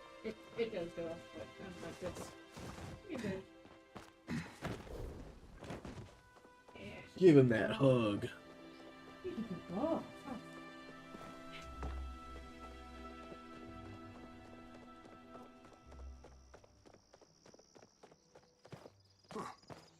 Oh, so many people are running around with foxes now. oh, the flutter foxes? Yeah. I wonder if they're on sale. Hey, Gel. For style tips. What do you find comforting? Yeah. Let me guess. Linen. Or silk, yeah. Well, hi. Now, where did I leave this? He's a good boy. Oh, Is Einar coming to town? the baby baby. The baby baby. I don't think Einar ever comes to town, though I kind of wish he would. I know it doesn't make sense for him, like, character-wise, to take a loop and take in nature, but, like, as a player, I really want that. But I also always know that I can just go to the docks and Einar will be there. Good boy. You brighten my day. I hope that wasn't too You find comfort. corny. Ah, a good home-cooked meal. Oh yeah, the pie, right? Yep. May You wanna make that? gardens be weed-free. Did that with you last night. Yeah, I wasn't ready then. I'm ready now.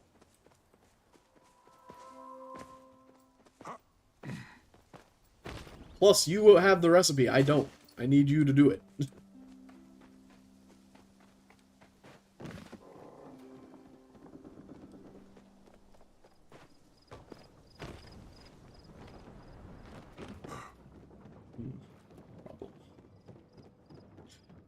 Wanted to make that hang glide jump and I didn't.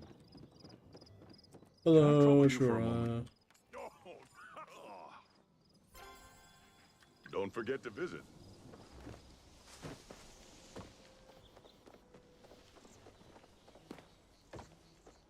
Just looking. Yeah, pretty good. Not gonna be doing a whole lot of mining. Didn't I help you get the recipe last stream? Did we finish that to get the recipe last stream? I do believe so. It's bumble pie. You're right. We did finish that, so never mind. I don't need you, and I'll make the pie myself. Just kidding. Just kidding.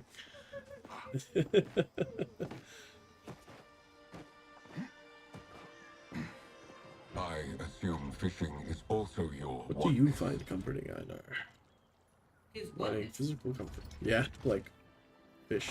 It's gonna be gilly. I sense Yep. there are many more fish who wish to Cool.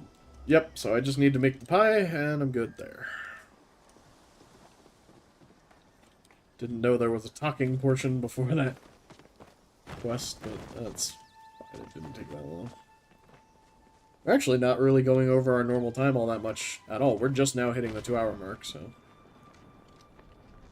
And I assume we have probably, like, 10 more minutes before we get the puppy.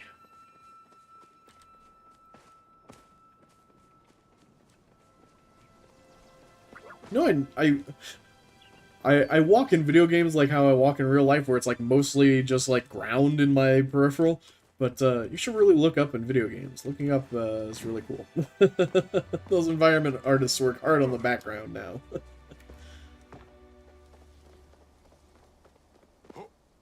To be fair, I grew up in the PS2 era. A lot of stuff was only nice up front.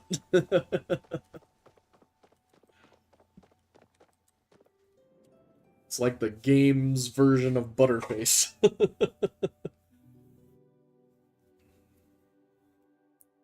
You know what I love? And League of Legends actually does this with a lot of their new maps, is a lot of their Sky Dome textures in the background of their game, because there's not that much like available for you to see in most game modes, but it's watercolor paints. And watercolor paintings are real cool when used as backgrounds.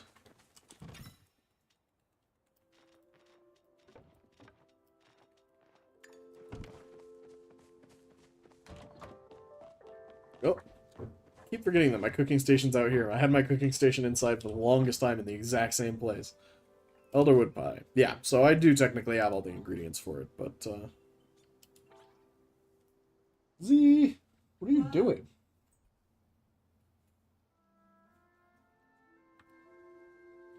Did he go outside?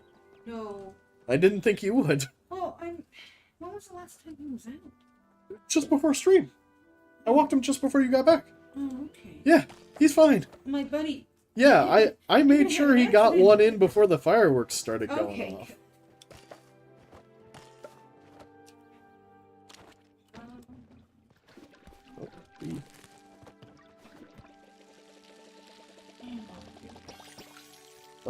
So just come on over to my plot. We'll make the pie.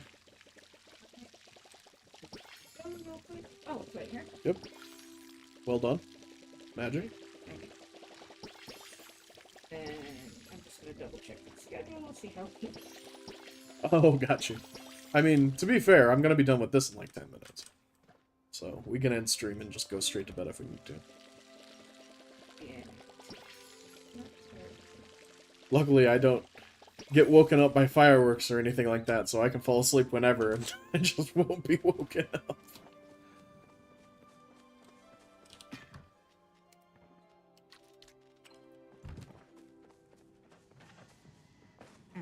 Like,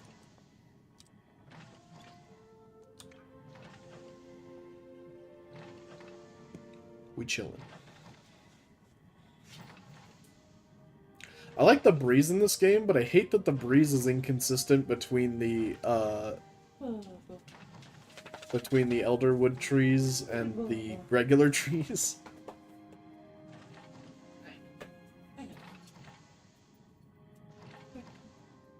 Yeah, well, you can hang out there. Yep. You want to bring your blanket? Yeah. Sorry, we're doing dog care right now. Poor guy really doesn't like fireworks, and they aren't shy about them in our neighborhood.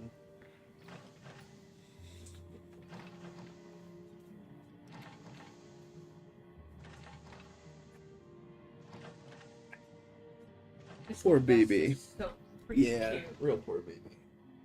You should take a picture of him in his vest and post it in the Discord. I don't think we've ever done Yeah, no. Okay. that. Yes, hi. Get your pets, yeah. Get your foot scratches, yeah.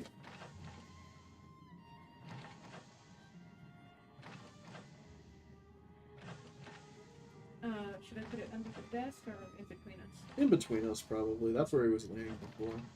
Here we go.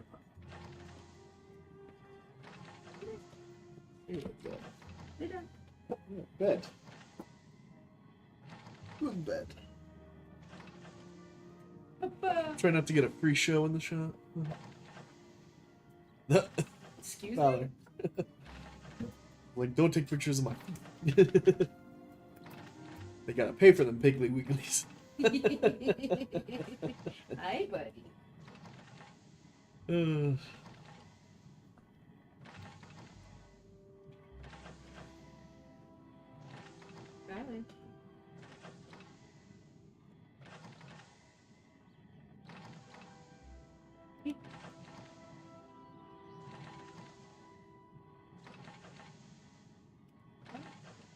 What are you doing, buddy? Alright, when you're done with photo time, hop on over to my plot. Okay. Unless you want to cook at your plot. Do I have it too tight? Well, looks like it's getting a good compression. Yeah, he should be fine. He's breathing just fine. That's the most important bit.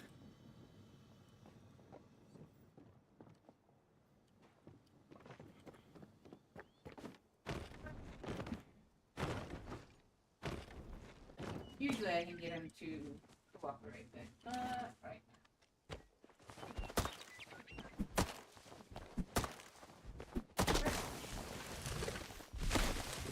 Somewhere that is not my plot or your plot. It's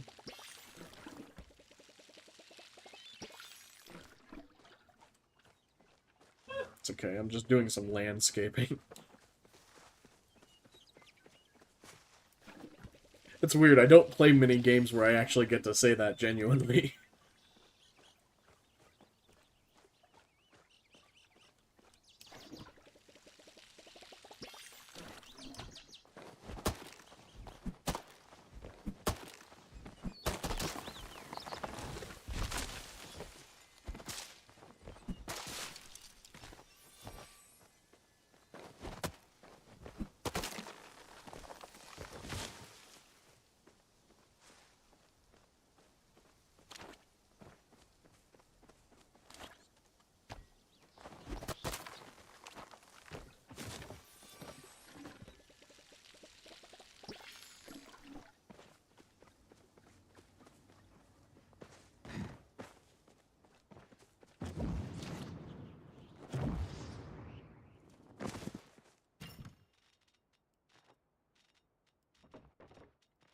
Expert. Okay, Papa. Come on! I want my in-game puppy. And real-life puppy seems fine. He has a place to lay down, he's got his bed. Little makeshift bed. You like your little makeshift bed? Yeah. She's got his head in my lap. Alright. Let's go make a pie. Huh? Brayden is on top of your computer. Yeah, he does that on occasion. He does it a lot rarer than Diana does, but Yeah. yeah. Huh. Usually I see Diana though. Uh-huh. Alrighty, the pie has begun.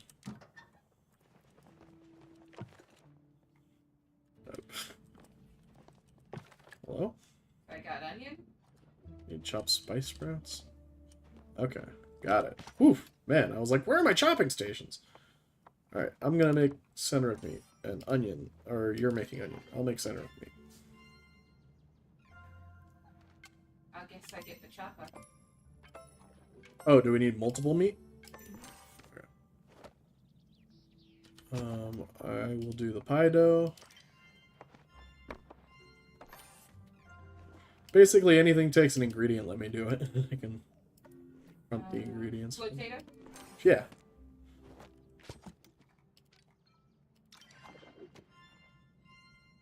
Oh, you're... okay.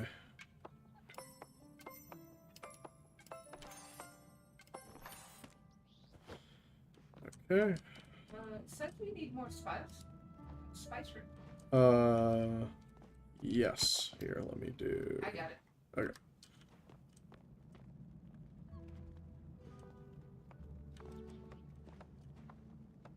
Got a minute and a half.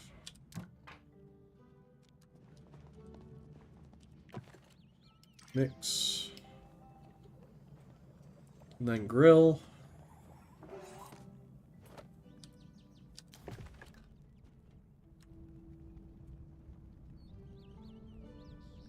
Good stuff. And we Make got the- pie filling. This pie sounds fucking delicious, by the way.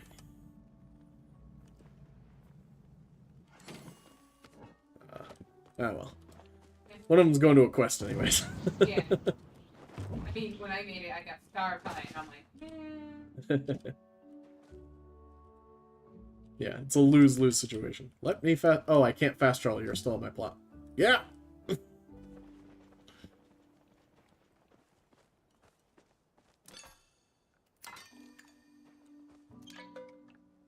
Alright. There we go.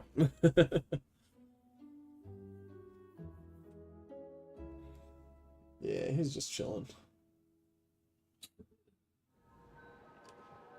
Ugh. Ugh. The lag of loading into a zone is absurd. Alright. Here, puppy. Place the items around. Wait and see. After a few moments, a little blob of echo rises from the Galderpup chassis and swirls around you in excitement. Wait, excitement? You realize that echo is infecting you with its emotions. Infecting you with its emotions. Subtle and easy to ignore if you'd like. Can you talk? Echoing wiggles at you and brushes against your cheek. Feels like a warm hug. Okay. This is very, it sounds very symbiote. After a moment, the echoing drops back into the pup's chassis. The eyes slowly light up and with life again. Gives you a fond bark. Nice. That's how we get our puppy, chat! Equip. Wait, you were here? Yeah, Brina. Of course we were here. Puppy! Yes! And it turns out it's a friggin' symbiote controlling a robot. That's cool. Okay, I don't know why that happens, but I guess I'll go talk to Tamala now. Give me my puppy!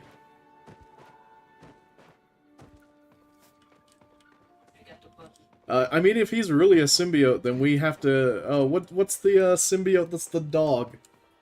There's a symbiote that's a dog. There it is. Yes. What's his name? Fuck. I'm gonna Google it. Why is Tamala over here? Is that right? That is right. What the hell is she doing over here?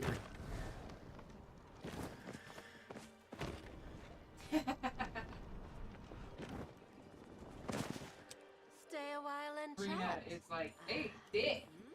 What? For what? My helper. Oh. They thick. Time is Oh, our that's greatest cute. enemy. Didn't know that they could do that. Pet. Pets. It's gonna be at the top. Platinum Galder puppy! Woo! And now I just go home and it's just gonna be there? Yeah. Ow.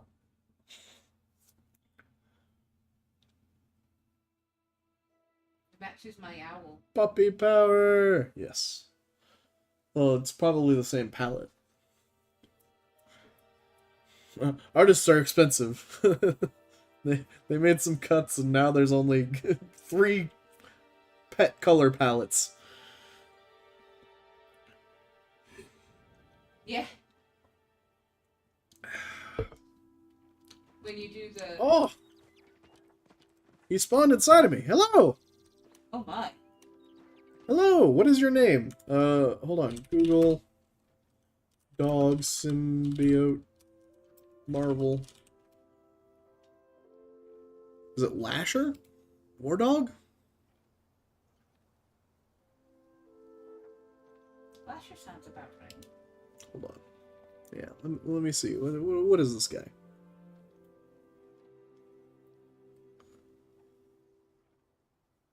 With Carnage on the loose taking over Doverton, Colorado, the U.S. Army needed symbiotes to combat symbiote. Oh, so this is when the military took over, like, Agent Venom and did all the military stuff with the symbiote stuff. I didn't follow this run of Venom, but that's cool. Human members of Mercury team were later killed by Carnage. Oh. Lasher was given the other 3 symbiotes by the Merc so she could return them to the government. Yeah, so Lasher's like an interesting symbiote dog. It's not the one I was thinking of, but that's cool. It's a work in progress. Yeah, it is quite glitchy. Hold on, are we playing with dogs at your place? Sure. There's nothing here, but There's nobody here. There's puppies. That's what's important. How do I get it to emote? So you do the clap emote Okay. with the pet paw. Clap. Oh. Clap. He's fine. He's just keenly aware. Now the pet paw. Oh, is it a different? Yeah. Okay. Cool. Oh, trick. Oh yeah! Look at that. He just throws it back. Cool.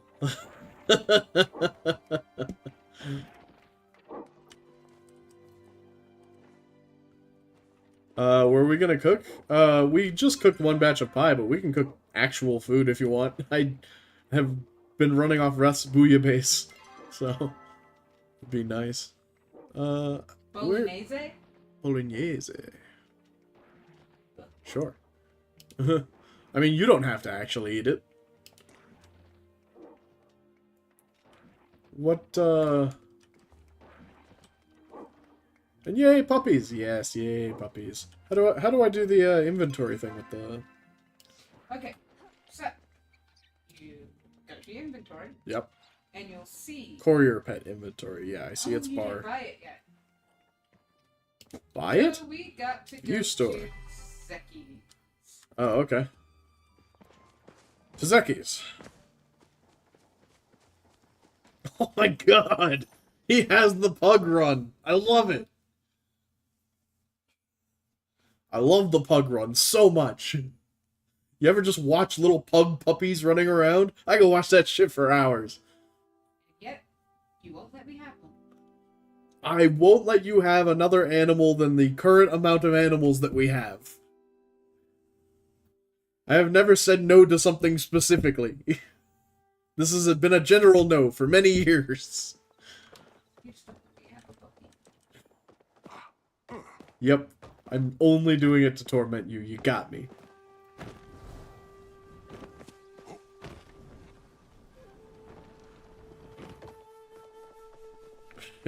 Look at him go. Wait, how do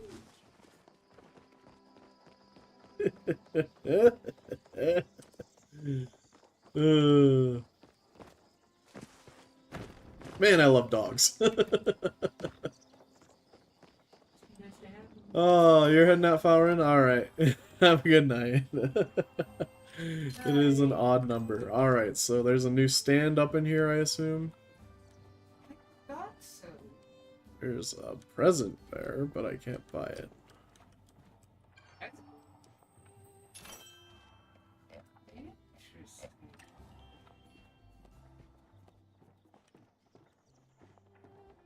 You after any of them? Esper is leaving, I'm staying for now. Oh, okay, bye Esper. Bye, Oh! Bye, Esper. Preemptively buy everyone. Just buy everyone. Hmm.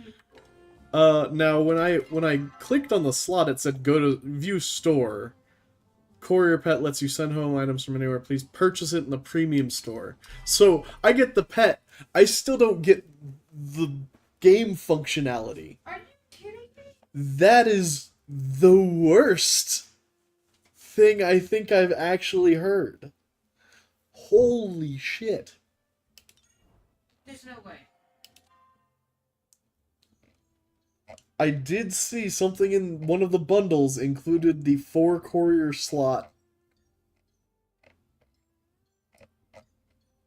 No fucking way. They gave us a pet and they kept I would. the actual functionality behind a So, paywall. hold on. Go back to that screen.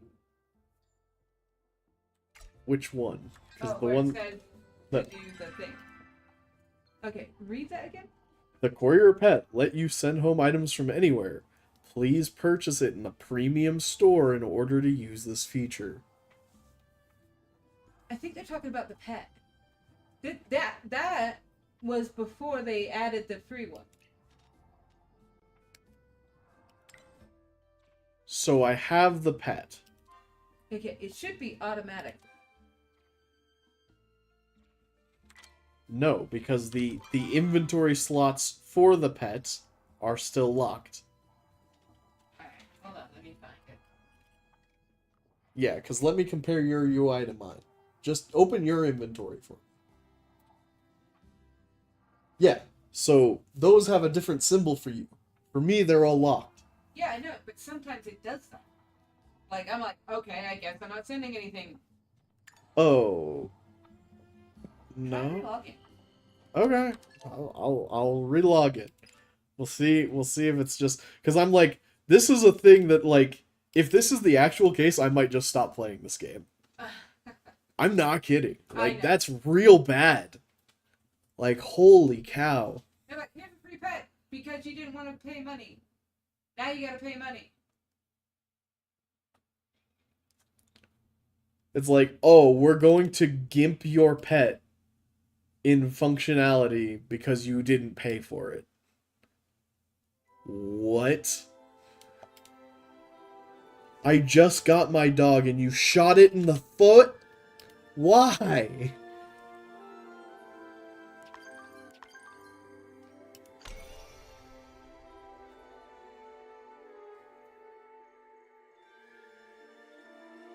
I hope it's just a real login thing. But I guess if it isn't, I can clip the parts of me saying why and throw that on Reddit and never play this game again.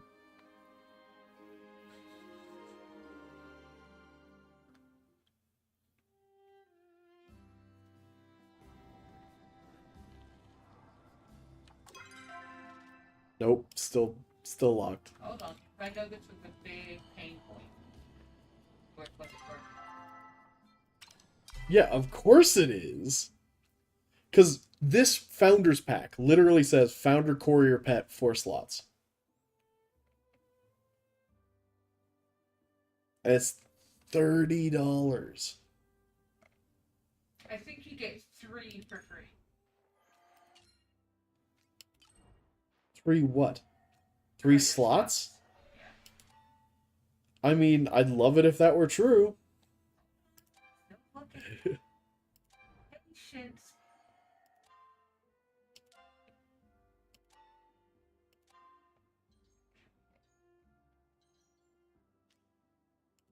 Bundles, promotions, cancel bundle.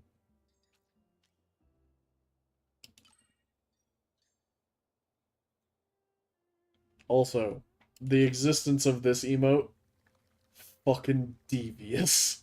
I know. I'm like, What the fuck, man? courier functionality.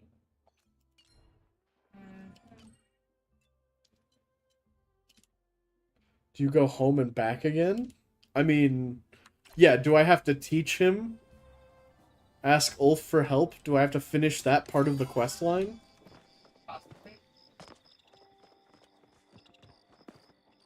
It's a quest, apparently? Yeah. Yeah, you can Yeah, okay, ignore- Falrin found it. Yeah, okay. I just read it. Got it. I'm like, I know you get it. Good catch. Good catch, Falrin. Because I'm like, I'm about to rage quit. yeah, I mean, genuinely, that would be the most evil thing. Yeah, so if you do decide to get the Founders Pack, you'll get a total of Yeah, because that's how many bars I have. so I think it says 4 will be Emotional damage? the No kidding. emotional damage. Alright, where's Ulf? Where you at, little guy? Okay, he's over there. Deep Woods, I guess.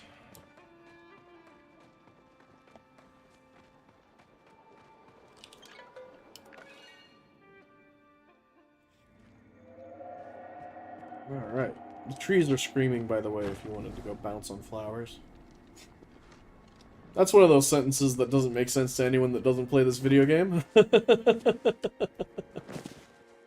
I'm like, my mother's watching. She didn't understand any of those words in that order. The trees are screaming. It's okay, just go towards them.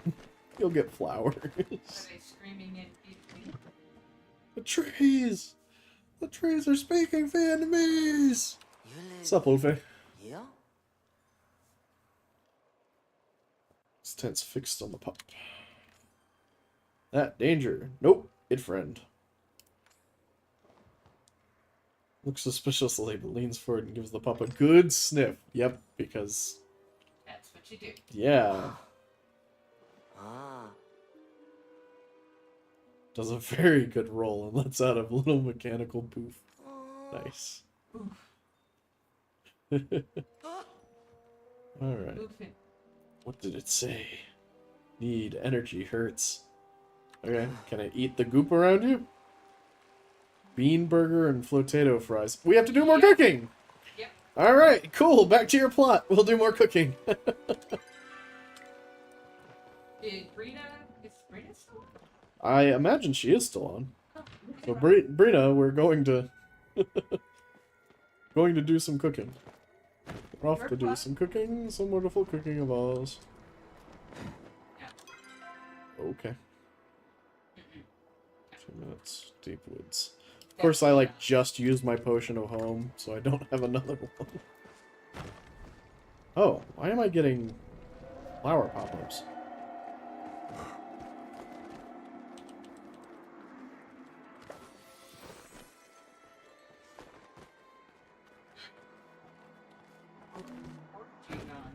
Yeah, I don't know. That's like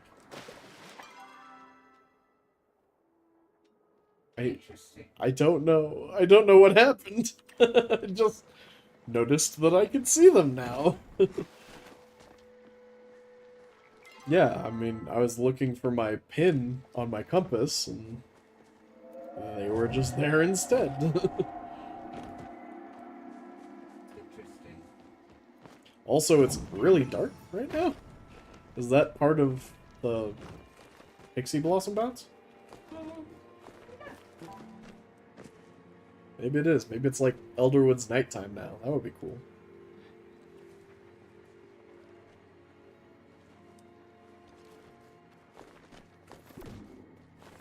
The Deepwoods actually looks so sick like this. What you want your plot to look like. Yeah. Yeah, it is. But I know that they won't do that without me paying for it, so I'm not gonna... Well, in the next expansion, we're gonna get a lot more decorations, like recipes. Sure, but it won't translate, like, the shaded effect of the Elderwood, like, tree. Well, I think yeah, you're right. Bio. 'Cause if there's a new plot, which is like Yeah. or Elderwood, something or other. Yeah. There's 2 Elderwood plots. Oh, Tuesday. Let's see. I guess if they're still on, we can... Oh, I thought we were going to your place.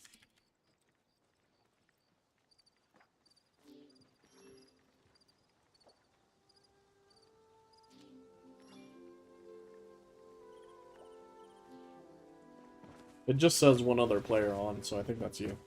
So, that's fine. We can go back to my place. Whoop. No, Ron and Brina are in Elderwood. Oh, weird. Then the chat was just wrong. I think it just said one person nearby. Did I just come back to your plot? Jesus Christ. Yeah, you did. Woman.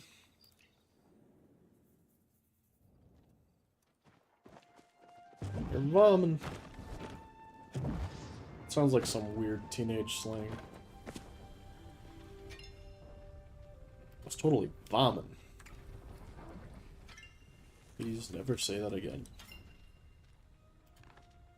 I don't know, plaque. Tasty. Let me just take a bite. What do you think it was like to be the first person to figure out that you can't eat metal even if it's soft? What? Well, because, like, it wasn't common knowledge at one point in time, like, soft metals could have been eaten like food. And I'm sure the first person that tried that figured out that metal's kind of sharp coming out the other end. Yeah. So I imagine it was an ultimately unpleasant experience. But I do wonder what it was like to be them.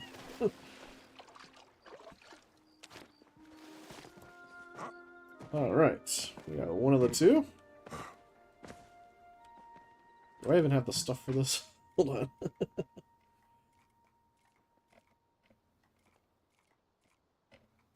The flotato fries.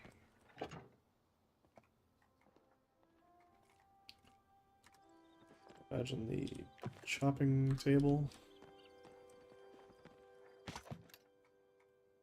Bean burger and flotato fries, yep. And there's raw. Perfect. Give him a few seconds to get over here, and then we will begin.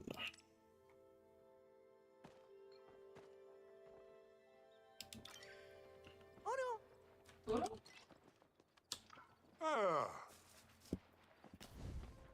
Choppy, choppy, choppy. cheese. On the onion. Cheese!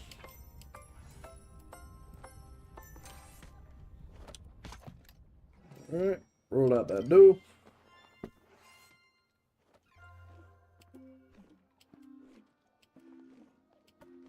Does someone else need to do some chopping in order to get credit?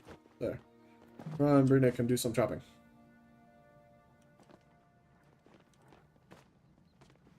Nope, I guess Raw's just getting ready to finish. Alright. That's fine. Garlic. Let's see what else we got here.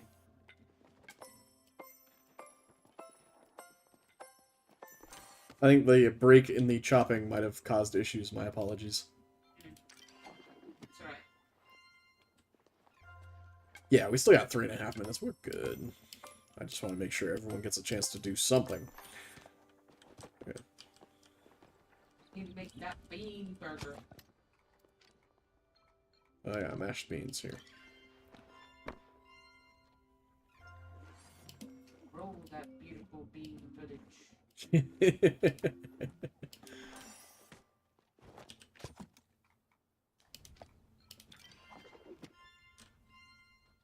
Do a little bit of tomato, a little bit of onion, and we'll be good to go. Ketchup. Oh, someone already got it. Solid. Mustard. Nice. And then I think we're good.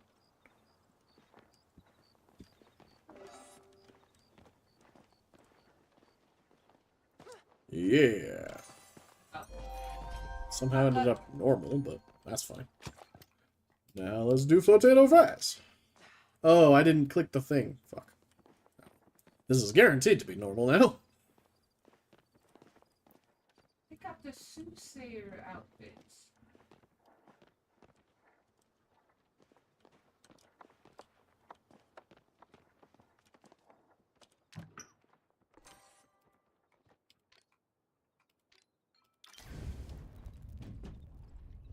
Ooh, I didn't do anything yet. Yes.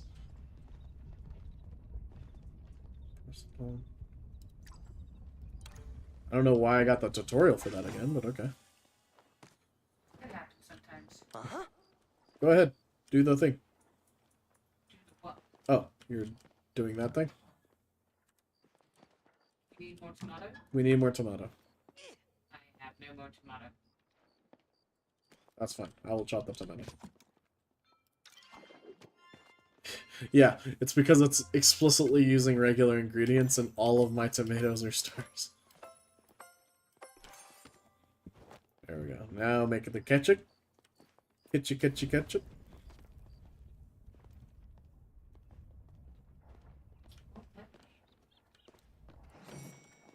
And then Oh, I can just do finish it up. Yep. Win!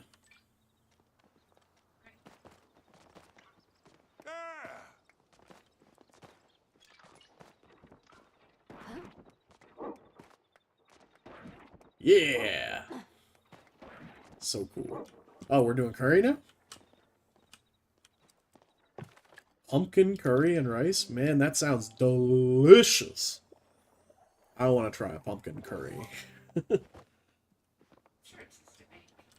It's gotta be, right?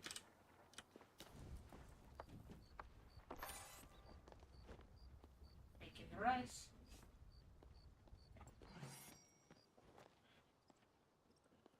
It also sounds like the very British approach to food. It's like, well, if we can't add it to a pie, we curry it.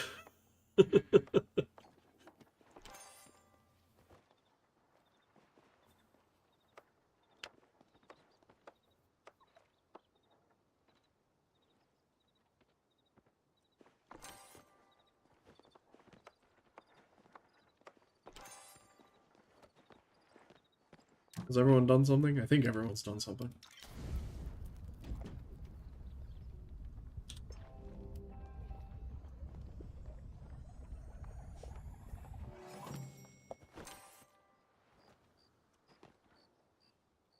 Making curry.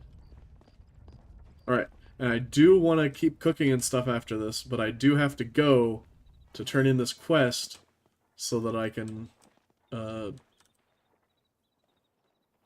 get the pet inventory and stop the stream.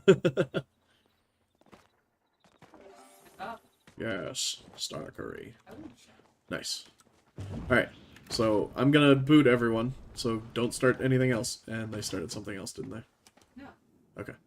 I thought I heard a fire light up behind me. I was like, no! That would be an interesting way to, like, troll people that you're hosting on your plot, though. Just, like, kick them out by teleporting. I wonder, like, ultimately they give that permission to the owner so that people aren't trapped on their own plots or in the games. I know that they, like, in the beginning, like the very In the beginning, beginning. they had a lot of plot theft. Plot what? Theft. Plot theft. Yeah. What does that mean?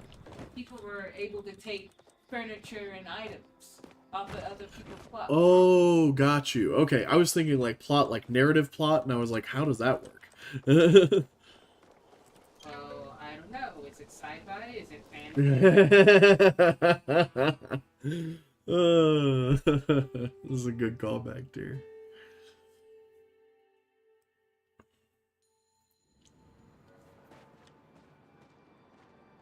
Alright. Now let's go back to Deepwoods.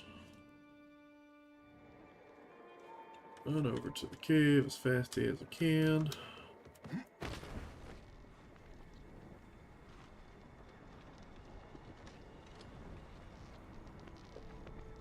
Is it faster to glide or run? They're equidistant. Oh. Okay. Good to know.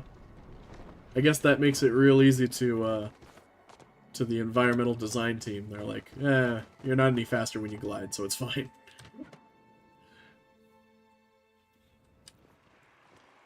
Alright, old. The trees. They are Go so away. small. I got food. There you go. Ah, Eat. Don't be hangry. This Oh, is you can be hangry. Hello, I am love. I love you. I gave him food and he said he loves me. This is just like being married. You ask more I can handle. I love you too. I just met you. ah. How old are you? Ah. What happened to you? Ah. Got dark, no love left. No, one left. Damn. Took nap in empty pup. Where did love go? Aw. I don't want to call him love. I already determined he's Lasher now. I'm sorry, this is not love, this is Lasher. Ah. I carry your burdens with love. Take it back, I carry it, I take it home, I come back. Cool. Yes. It already knows where home is. That's not disconcerting at all. Picks up the pie, begins eating it with his hands. Veggies get everywhere, but he doesn't seem to mind. Well, no, of course he doesn't. He's feral. Leave. No. I guess feral's probably the wrong word. He's primitive? Because he's just like a native Umbran, right? They're just like that? You don't know? Yeah, I guess we have to meet another Umbran. That game. But, I mean, they fought a war. I assume they have, like, I assume they are a faction of smart people, but maybe I'm wrong. Alright, cool. Well, that is the end of the questline. We now have... Oh. We haven't finished the quest yet? Ogapuskin, Muskin, and Silk Thread. Man! This keeps going! Oh, shit, man. Okay, well... Back to the tree we go! I said this stream is just gonna contain all the puppy stuff, and I meant it, damn it. They have to make you play somehow, no kidding. You know, but all for making you earn functionality. I mean, it sucks that some people just go out and buy it, but, you know, at least you can earn it.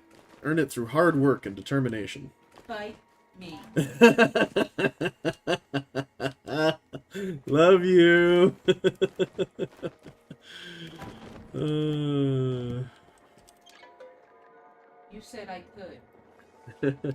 I know. I didn't say that I didn't enable you. You didn't mention it either. That is what makes the game a fantasy. You can accomplish things. Yeah.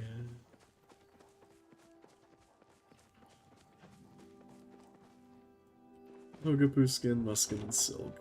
Thread. Ooh, do I have any thread left? Gonna have to catch a bug. I think I do. They're just sitting in my loom, probably. Oh, no. I do just have silk thread. I don't turn all of it into silk, apparently. Well, if you have an uneven number.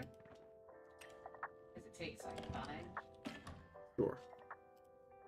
Muskin. Ogapuskin.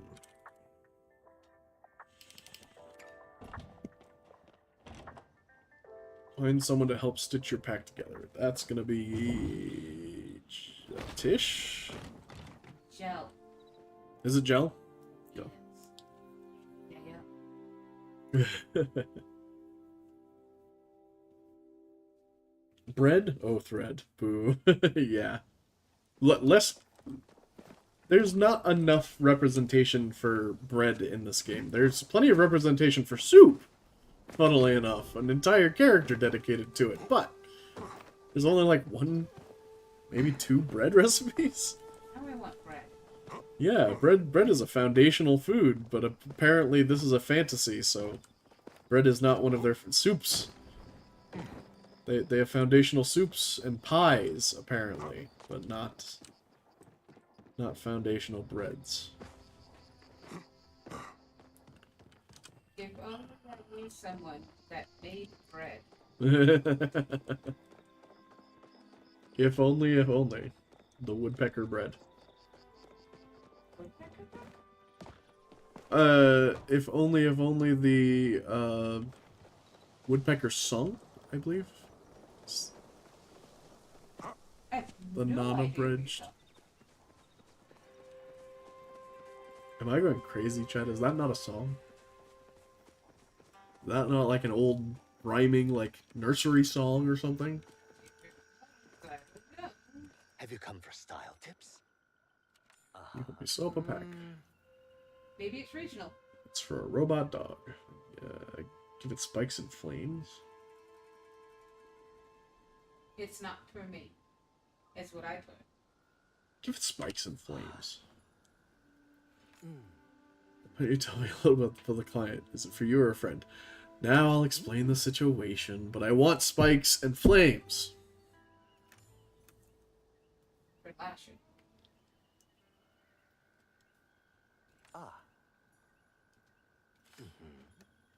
Joe whips out a sewing kit right there and begins feverishly working. Nice. And I'm sure it's nice to have a client that you don't have to worry about stabbing. Huh.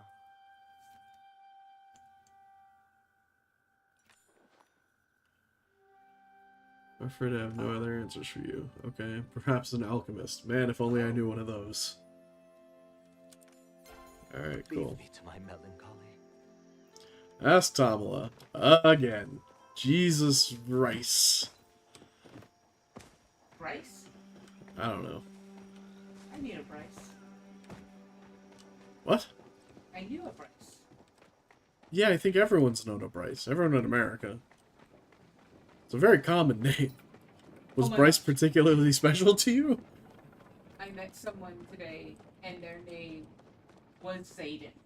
Zayden. And I'm like,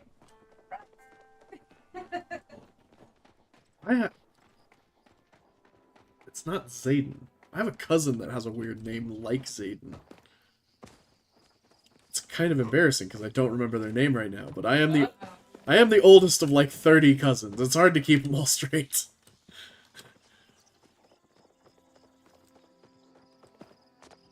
Maybe if Mom's still in chat. Mom, do you know what cousin I'm thinking of?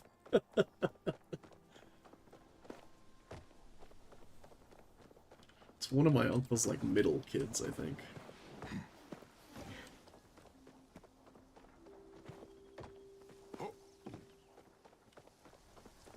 Where's Tamala at this time of day? She's probably walking to the Elderwood. Can you pull up the map website?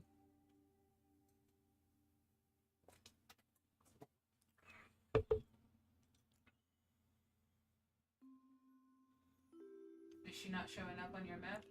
Well, no, because I'm currently in my plot, so I have no idea where she is. But I'd have to go into Bahari or Elderwood to check.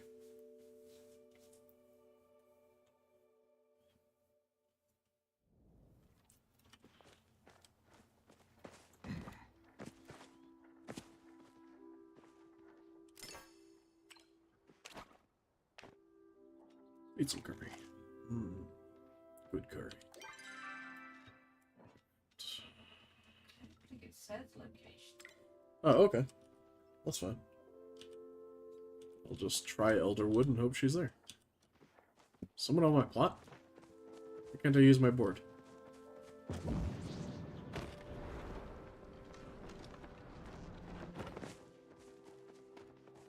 Going back again is real, my man. Like, this quest is a lot of back and forth. There we go. Easy. Even if she's not in Elderwood right now, she'll probably be in Elderwood shortly. So it's a safe bet anyways. Yep, I mean, she's you here. could have exit the back of your plot. And seen see if she was in there, Bahari, and right. if she wasn't, then skip over to the gate. Yeah, but this was still a safer bet. And turns out it worked out.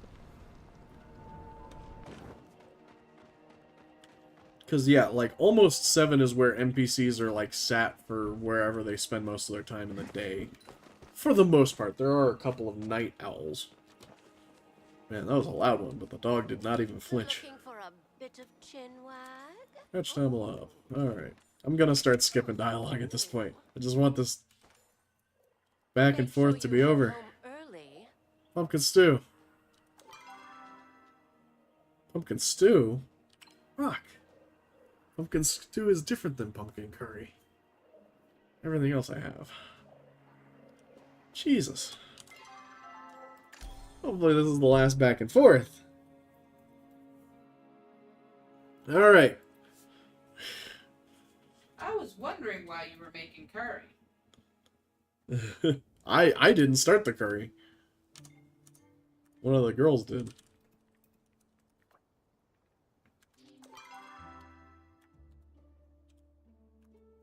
Fucking exit.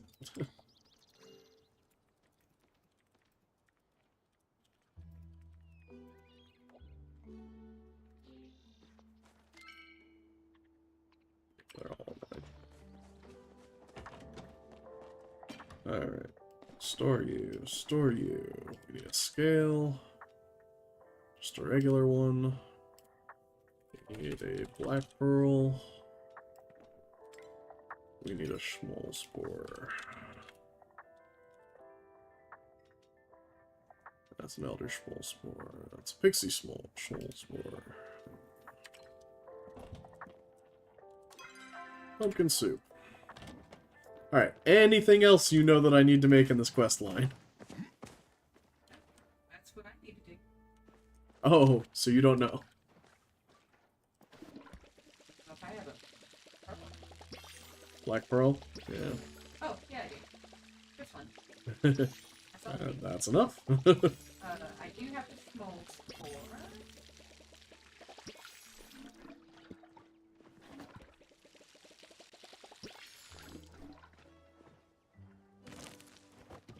I thought you were like done with this quest chain, so I thought you knew how many parts were in. No. Wait, okay. Got you.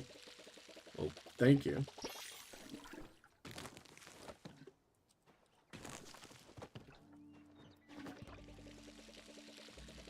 MMOs have that interesting little bit of community that other games don't get to have. And I think that's great.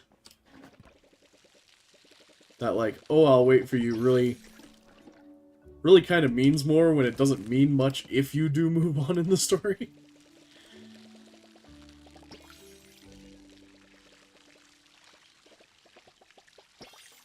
Like with a single player game or something where you're like passing the controller off, like they have to wait until you're ready to go. Right. Well, these are just food for my food bar now. Food for the food bar. I didn't realize that the food was for Ulf at the beginning, to be entirely honest. I thought the food was going to be for the dog. Oh, I was like, yeah, burger and fries for the dog. Makes sense. not you.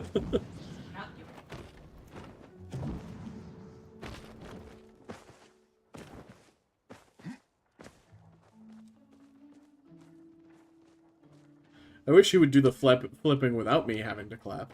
I know.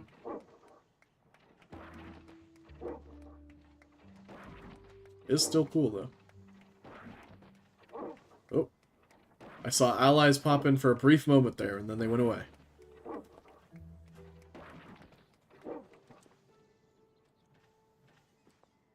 Alright.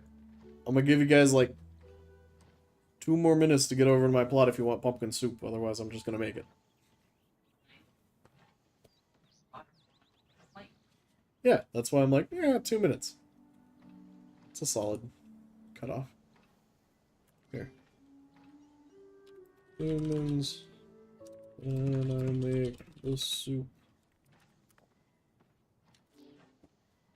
Makake. Makake the soup.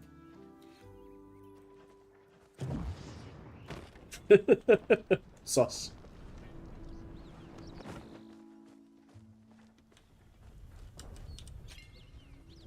It's a lot of pallium. I should probably keep like 15 ore actually. I don't need that many bars. about to sell mine off, and I've got like almost like 400 of them. Yeah, I'm at 71. Hurrah. Yeah.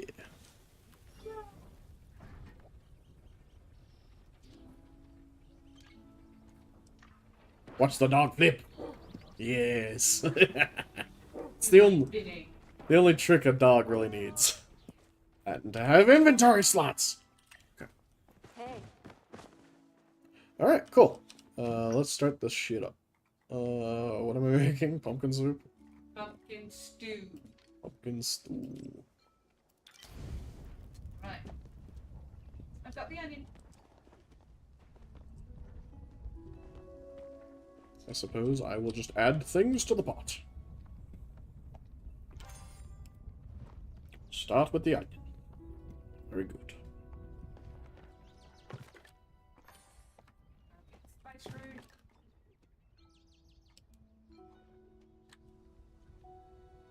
A spice sprout? Same difference. Okay, because, well, no, not the same difference, because I was about to make the heat root thing, and I was like, huh?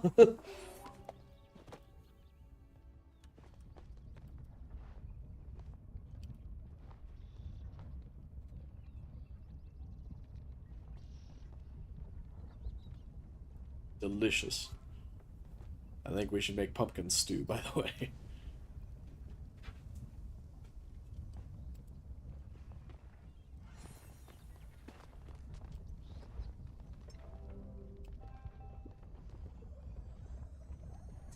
Good talk. It's Boom, in stew. the pot. Yeah. Excellent. He's flame resistant as well. Yay! Alright. Anything else? Since apparently this quest chain's gonna go on forever. Turn to Mama. Yep. Mama mama mama. Oh, it digs. It digs a little hole and finds a berry. That's cute. That's awesome.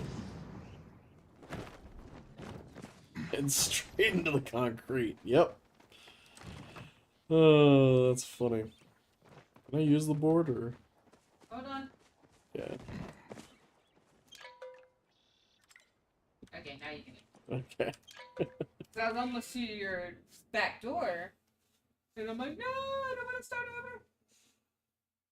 I've already done. Run so far away. All right. Alright. Pamela, That is not tell me that we're the done. Free us. Free us from this torment. This has taken now an hour longer than I thought it would. Come on.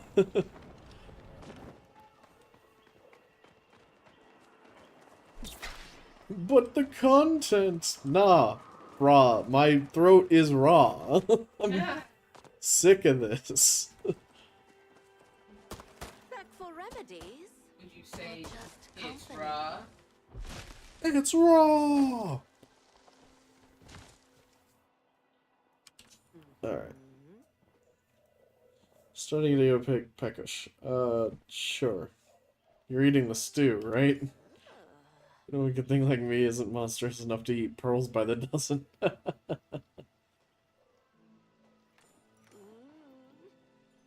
I just uncovered an unburned pot.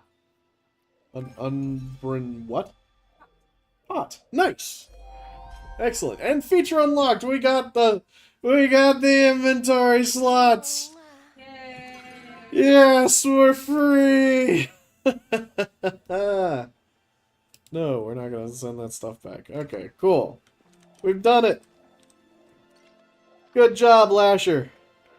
Good job. You've done it. You've reached your full potential as a symbiote. Until next Venom run, when Carnage gets godly powers again. I don't know what they're doing actually. Carnage is with Eddie Brock right now. It's really weird. But anyways, thank you guys for watching. Maybe I'll cut this and put it onto YouTube actually. But love you guys. I will see you Monday for our next stream. I don't know what I'm doing yet, but